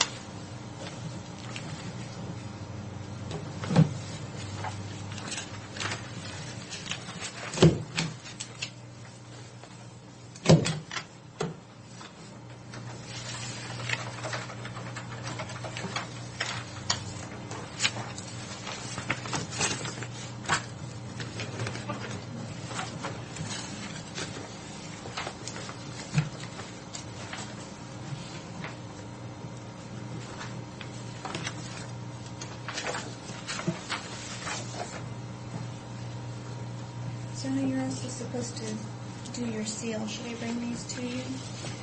Yeah, because I don't have it with me. I would have brought it.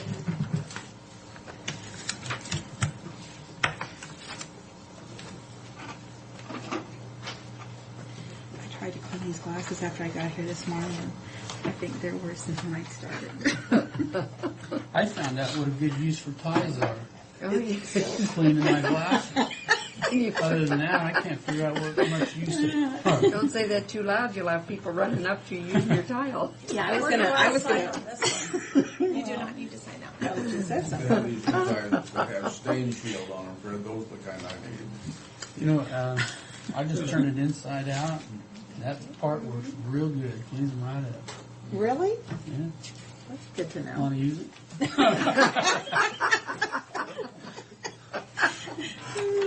Oh, dear. For these things, I just recently found out. Are we ready? Are we done? Am I done? Or You're do? done. Okay. And All right. Bridget. Yes. My seal with the recording day, so you can just take them there. And, okay. I'll take her. Thanks. Thank you. Thanks, Sona. See you later. Okay, this next one, you're going to have to make an executive decision on this one. We've been trying to get insurances through for property insurance and also builder's risk. To the best of our ability, we've tried to get the two insurance companies that we're working from to bid apples to apples. Apparently they don't follow direction real well. But we finally got them to do a bid to where they're covering the county's properties, which include all of the buildings, courthouse included, where originally I had asked them to separate the courthouse out because we were going under construction. It was a one-year situation. It turned out that Willis and Carew did not do that. They sent it in with all properties with a builder's risk. Where I called and talked with Neil because he was separating it out and he was having a hard time getting any numbers back because of the way that we'd asked for it to be done. Every year it turns into a mass confusion because the insurance companies won't even consider putting proposals in. Right, we're right in our The final hour, yeah. I gotta say, when are we, the first of the month? Yeah, you got 2 days until everything is not insured anymore. So anyway, I called Neil up when I came back this morning. Willis basically had sent the proposals in, and I looked them over. Bridget and I did.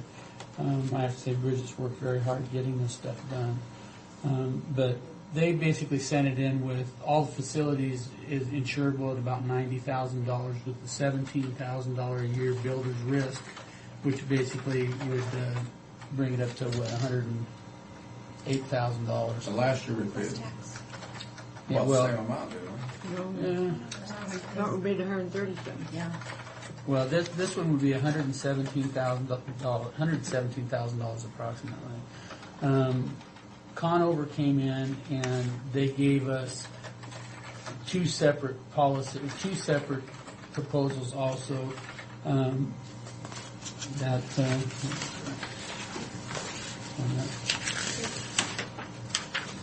Where's two?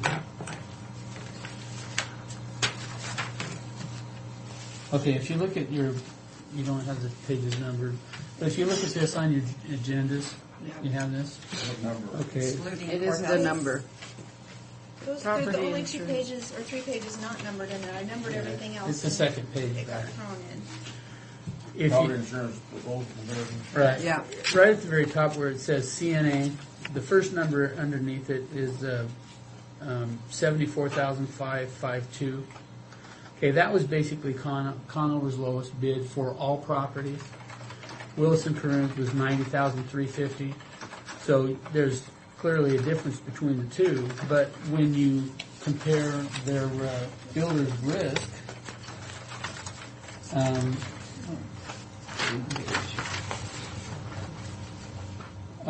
Willis and Carew's was 17.7, and they said that would be 1 year, and then it would roll into the second year at the same amount, where Neil's was 90,150. So you can see there's quite a difference between the two builder's risks policies. Well, but look at the rating also. Well, we were going to get into that too. Oh, okay. You know, Willis is A++. Huh? A plus 15. Maybe you should just I go don't ahead know and what do that this. You've been working on it more than I have. But you know what? To just get to the bottom line of it is that Conover's proposal with the builder's risk and the proposals is 164,702. And Where is this? and Willis's I just is did it on his. 108.06. I pinned it in on his. Or just, I Yes. did. It was coming Here, in it's so right here. late. where's that, When Oh, we, that's plus tax. I kept running back out there because Neil was out there and we were trying to get this stuff worked out. 164,702 and 117. Conover's is 164. And is there any difference in any coverage? Well, there's a little bit of differences, but But not not enough. But I'll enough. tell you, if you look at your best rating, there's a big difference. What was it? A Yes. double plus versus A. That means Plus tax. the company that Willis is selling the insurance to or getting the insurance Lexington from is who it is. is very, very high, whereas the A is not. Run that by me again. Very high on cost or Well- very high on response? Reliability, Response, reliability, right here. So then Right. Willis is the better company. then. A versus. Well, if you A++. combine it all together, they're There's cheaper. no Well, they're cheaper, but they're Willis is also better. The best. Well, they have a higher quality insurance, you know, a more reliable company. Well, But they also got the best price. Well, now this 17 will be rolled over into next year. Right. Right. The But- whole? Verbally. Or just the 17? Well, But- next year you'll have to pay in another 18,000 approximately for builder's risk if we're still under construction, which we will be. But it's still less than. It's still 30-some thousand less. Well, every year you're going to have to look Well, at these okay, things now and this, compare. okay, now this is why I said you have to make an executive decision here, because if the county was just out for property insurance, Conover, even, they have a, it's the same company that we were, no, it wasn't, we had Scottsdale last year, but, And Scottsdale, as far as I'm concerned, according to what Grace Harbor County's gone through, she says stay away from them. Okay. Neil is not impressed with them either. okay, but the bottom line is if you just do properties insurance, you know, you've got the two different ratings of a company, maybe you prefer Willis of Seattle over the CNA. Well, I would rather stay with our local guy representing us here, but you look at the ratings. Okay, And you look at the total insurable values, 40,000 versus 55,000. Or million. Right. Okay, what do you see wrong with the Willis of Seattle? oh, I don't see anything wrong with it. Actually, I To can't me, see it's how we no-brainer. can't. Yeah. Well, I don't know why we're discussing it. well, I'll tell you why I'm thinking that it's a different one is because if we were just going to insure the county's properties, which one would you go with?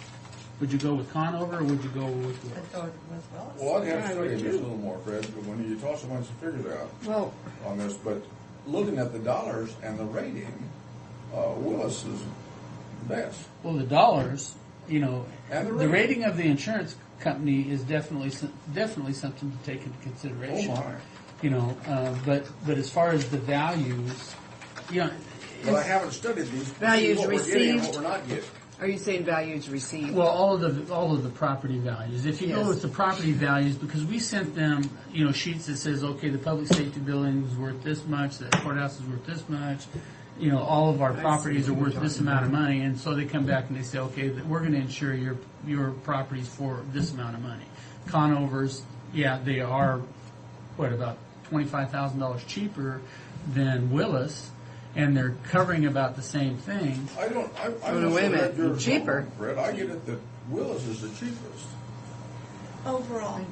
Yeah, Overall. overall. Yeah, When you when you put put the properties and the construction, all it is cheaper. Yeah, that's the way I read it. Does the payoff, is the payoff better from Willis than from Conover? I would have to say that the payoff is probably better from Willis because they're the more Then- reliable insurance Okay, company. so I'm still questioning what is your concern, or do you But have you one? look down each end, I do have a look down each Okay, I individual want to item. understand your concern. Well, again, my whole concern is that if you go on property for property, Conover's cheaper by $25,000. Yes. Show me that. Well, it's between the 74 and the 90. Well, yeah, but, yeah. $15,000, okay, $15,000. I wondered where you were getting that figure. Okay. But you're looking at, yeah. Just the dollar amount, it's 15, okay. The ratings are different, so the ratings are higher. So Willis is clearly the better insurance But you company. go I'm down- not gonna dispute that at all. But what we tried to do was call Willis up and say, well, would you give us the builder's risk alone with the 17? And they said, no, they probably couldn't do that. So that's Yeah. why we come up with these combined numbers. Mhm. So clearly, if we don't go with Willis, we're gonna have to use Conover's numbers, and they're at 164, where the other company's at 118 or 117. So Willis basically has it. But I thought you had a concern about Willis basically having it. Okay, then let's vote. I can't see if there's even a question. All right, let me throw a little bit more kicker into this. If You're it's not just trying to confusing stall it. enough. What do you want? Working for 2 o'clock or what's the deal? I'll teach you guys for not sticking with your agenda. God, you're never there. We don't know. We tried to have it. He's never there. This year, when we budgeted our properties insurance, we took the courthouse out because we knew it was going to be under construction. We only have $48,000 in our budget for insuring all of the property. Now you break it. Now the reason why I asked them to break this out for me was because we wanted to use the construction dollars to insure the courthouse and the builder's risk. So with that, we've got $48,000 budgeted for insurance. So with the Willis one, if you want to take, we're about $7,000 under budget compared to what we're going to have to pay when we break this out. So when we called and asked Willis and Caroon what it would cost for the property insurance for the courthouse, they said about $25,000. Well, gee, guess what? We budgeted $25,000, and it looks to me like we're going to have to come up with $50,000. Well, So- all right. The other caveat is we've got track paying for part of the insurance, and we've got road department paying for part of the insurance. So Well, that's that's going to good. bring those figures down. But either way, we've got to It's pay manageable. more than. Well, shouldn't the 911, too, I mean, that's multi-county, they'll pay for part of it. Yeah. Okay. I mean, those are other entities coming in. Well, we have to have insurance, regardless of whether it's within Well, our budget or not. Well, I'd like a motion. I Because I'd move like the to get on approval with this of agenda. having insurance with Willis of Seattle. All second the motion. Okay, all in favor? All right. I don't, without studying this, but just on the information that you presented as here, Brett, I don't think there would be any question. Okay. I was looking at the dollars. That's what. Well, what what I we're was looking trying at. to, what I was trying to get at, which I wasn't very successful at, is that we were trying to just say, okay, the property insurance will be through you, and the builder's risk will be through you, which would save us quite a bit of money. But we can't do that. It won't Willis work said that no way. at the last minute; they wouldn't be able to do it, even though that was a separate. Oh, they're not gonna. They won't break it out. Okay. But overall, They won't be this the is one cheaper without way the to other, go. otherwise. This way, the way it rolled that out. right? There's no question about that. Maybe I'm just trying to give you too much information. Yes. Yeah, you're scaring insurance me. is kind of complicated, and we're looking at it here in about 2 minutes. It takes a while to. But if they won't do that, why would Conover do that? Because what would be the point if they did? Because there's so much Conover's more. insurance company didn't bid the builder's risk. They were Oh. doing builder's risk through somebody else. So yeah, they would do that. But they wanted $180,000 for 2 Well, years. that's what I mean. See, it's the same thing as it still would. Conover still wouldn't be in the running. No, I think That's the only thing we could do is unfortunate, what we did. Yeah. Okay. Mary, I haven't done a resolution for any of this yet, so. We're going to have to basically give them verbal to move ahead on that, Yes. On which? We on the voted, insurance, so Oh, we can be Yes, we insured. did. Yeah. We I did. Okay. So we can be insured as of July We have 1st. now. Do you want me to assign a resolution number, or Yes. just need it? I think so, because the next one, we gotta have a resolution. Yeah. We took action today, so we need a resolution for today. We took action. Absolutely. We're an action-based I was board. wondering when I started this. I'll just use this one. Okay. And when are these guys? Just wear either are What they is wearing it? things out or what? 314. 2004, and the wireless was 2004. 313. And this next one is going to be 2004, 315. Okay. What's John? His carpet cleaner busted, and they can't get parts for it, so he wants to buy a new one, which I'm sure he's going to allow it to happen. He's transferring. We've got carpet. Well, he wants to transfer the money out of the two repair and maintenance budget, the public safety building and the annex budget, put it into capital outlay, and then purchase the carpet cleaner.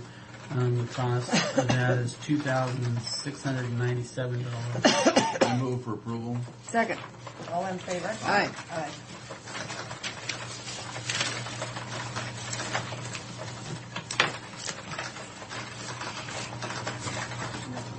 What? Did you know, Chelan County just now is getting their 911 deal going. I thought heard we had that. a deadline that everybody had to be online before. I don't think you can give them a deadline unless they can do it for funds. I've only heard half of what Kevin said, but I think they have fines if they're not done by a certain time. Yeah, Unless they got a waiver for because some that was in reason. the state statute. Because we had to be up and So, running. anyway, how about a software license agreement? Okay, dispatch, Pat Hogan came in and requested that he be able to purchase a software agreement through radio IP in Franklin County for the mobile data terminal in dispatch. The cost is $18,390. And where's this So where are we going to get the money for It's that? inside his budget. Where? It's the 911. It's the 911. And Is was this- this approved through Kevin? Yes. Was it approved through public, or Darren, or is this the one Yes. Darren did not approve? Brian Holtgren signed This it. isn't the one with the Canadian company or whatever it was. It is, but it has been rectified. How to get rectified, do you know? They took that out. You know, stamp these. Oh, that they had to buy it from, or we're going to? And so he's going to buy. That if there was a problem, that we would go into court and give you a quote. That statement has been taken out of the contract. And the Canadian law. Oh, those are just the extra sheets with that. What law now, the American law? Just through Washington State.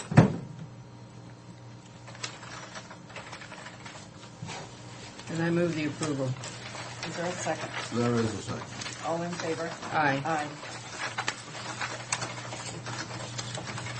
Okay, this is the next one. There's a maintenance agreement to go along with the software that you just purchased. Aha, it's a trick. How much is that going to cost? $2,750. $2,547. I move for Plus approval. tax. Where? Is there a second? No, not yet. I'm confused. Where are you seeing that? I'm seeing It's on the last page. the very last page we Yeah. have. I've got 2,759. Well, that's Well, Oh, that's- not to exceed. Okay, sorry about that. I second it. All in favor? Aye. Aye. Motion carried.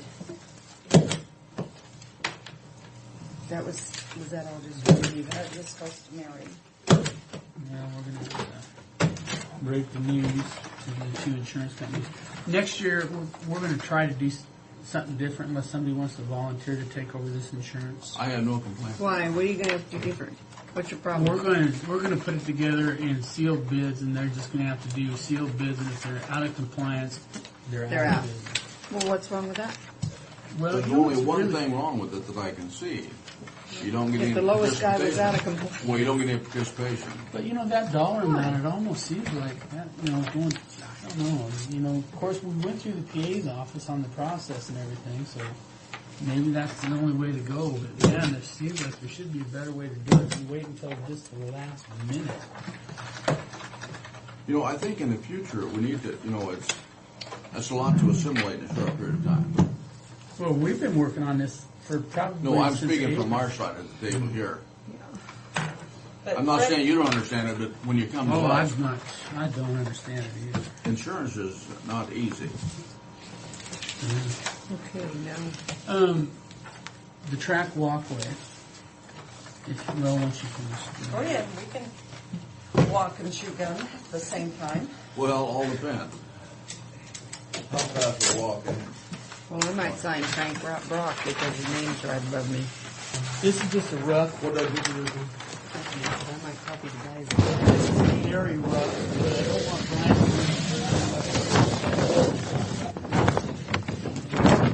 to proceed with it. Explain it. Well, this is track here, obviously. This is the walkway as it extends out to the hotel. Now, this is a side view of it here. This one here would be the top view. And this is where we're putting that glass plating along the way to protect the visitors that are coming from the hotel into track. This area right here is where the walkway turns and actually ties into the building here with On the side with there. double doors. Yeah. Now, if you look at this, what happens is this becomes scaled down. These are 24-inch diameter columns here, which then goes to 20, which then goes to 18, which then goes to 16, and they extend out rather than keep this mammoth structure heading all the way out to the building here. This is the sidewalk here. There'll be double doors that are in a steel frame that would open to the outside to where when participants are coming in here, They can come right into the walkway period. come into the walkways. And then go right into the hotel. Well, the hotel's actually Hotel's over here. This is the atrium up here. Yeah. Yeah, if say Track's See, they having... wouldn't have to go in the hotel if they didn't want to. Right. Say Track's having an event and the hotel's not involved in it. We can open these doors up and the people that park here can actually come along this walkway enclosed here. Now, I know you guys beat me up on this pretty good, but I'm going to ask one more time because I'm like a spoiled brat. Did we win last time? Yeah, you did. No, we're going to discuss it any further. God. What? This here is where all that handicap parking is, and you wanted to extend that glass all the way to this existing column here. They can go right there. That's the same thing you told me last time. But the thing is the handicapped person is walking all that way from clear down there. No. Well, either way, he can go here or he can go here. He's walking this way anyway. It's true, but the problem that I have with it, and I don't know if this is going to carry any weight. Brian agrees with me. I'll just throw that out. Is this is pretty narrow to I come don't from care here to about here. you and Brian. Please. Pretty Madam narrow Chairman. what? Well, it's pretty narrow. This here is where you got that big wide walkway here, but then it narrows up because the way that road loops into here or something, and there's just a little narrow walkway to get into there. But I just wanted to throw it out one more time. So I like it where we go personally all the way up here. If we have to put a little more wider walk in there, that's not a big issue, but I would like to keep it so that's covered. Well, what he's saying is have a door like this one here. no, actually, I He's was not saying saying leave that. that open. Leave that whole bay open. And this is what we discussed out there, and I personally want to see that bay closed. Me too. Well, why should I vote? Out. You know what? I think if I were you, I would agree with them at this point. I agree with them. Okay, but the structure here is going to be scaled down as it comes out to here. That's fine. Now, And I've that'll tried. save us some money. It should. It'll look good. You won't even notice the difference, probably. You won't. I mean, if it's done nicely, it'll look like it was intended to be that way. We're going to follow the same look, but it just will reduce in scale. Well, it will be intended to be that way. Yeah. Well, now the problem that it's not our problem, it's VJ's problem, is the way that this basically comes out here and hits his hotel. It's going to hit kind of somewhat in that little peak area. Now, I tried to get VJ to consider having Brian do the whole connection. VJ's not moving on it. So I'm going to submit this to VJ with a letter and basically tell him, it's time to figure it out because the county is not going to go past this Or property that line. property You can't. line at Can't all. do it. VJ might have some other reasons for it, economic wise. Well, he could. And, if we go ahead and do that, that's all fine and good, but when he tries to make that tie from there to there, he may have some difficulty in doing it. Nothing that can't be overcome. But, I guess if he can't do it right away, I would go ahead and put the footings in here and prepare this and not put these doors in right away. Because unless he has that glass connection in here, these doors are going to look kind of funny there. They don't show any purpose. Right. So we can build the footings, build it for that. Because you can walk right around here and go in, the door serves no purpose. No, you can't, because that actually drops down on that staircase. Yeah, there's a staircase that drops down. But even notwithstanding, you're probably right on Yeah, that. we I'll give you that point. we can extend the roof and go ahead and put this thing in there, but leave the doors out until he gets that connection. Can they be added later? Yeah. Well, we'll build it. It's just that we won't Yeah. install the doors. Because they aren't that expensive, the doors themselves. Yeah. So if that works for you, then I'll go ahead and tell Brian that this Works for me. And I'll get a hold of VJ and see if he can't work on it. See what he wants to do. Okay. One more thing, two more things actually. Lynn Barnett came to me last week or the week before, and the auditor's office sent him a bill for $16,000 for that election, and he basically would like to be forgiven that debt. He personally should not have been billed for that, but he was billed personally for it. No. But that assessment is only for 1 year, from what I understand, and there, he's not going to get enough assessment need to even pay that bill. And it was under his impression, the same as yours, is that the county was just going to go ahead and run I it. thought we said that we would because they would have no money to On pay the for school it. district, I think the first election we had to stand, correct? To form it. Yeah. Because it was our request that it be put on the ballot. I would personally support Yeah, that. I would too. Forgiving that debt. Yeah. to Yeah, him. but first Okay. you kind of give him a rough time and say, you need to pay your bills. Tell him he will, however, be indebted to us for life Right. here, but that's... I'll let him After know. all his And I'll- hard work, he's Yeah. indebted to us. So Well, I should think we that's- prepare resolutions so we can send it to zoning? Yeah. Because did the mosquito district have to pay for their? No, Not the we first did that, election, not the not the first first one. I don't. I think you'll find that we stood the cost in the first one. I know we did. I thought anything that we asked to be put on the ballot for the first time, that it was borne by the county. But We had to stand it. That was my understanding. Okay. I want to go into executive session under contract negotiations. Pat, do You have something you right want to quick? take care of?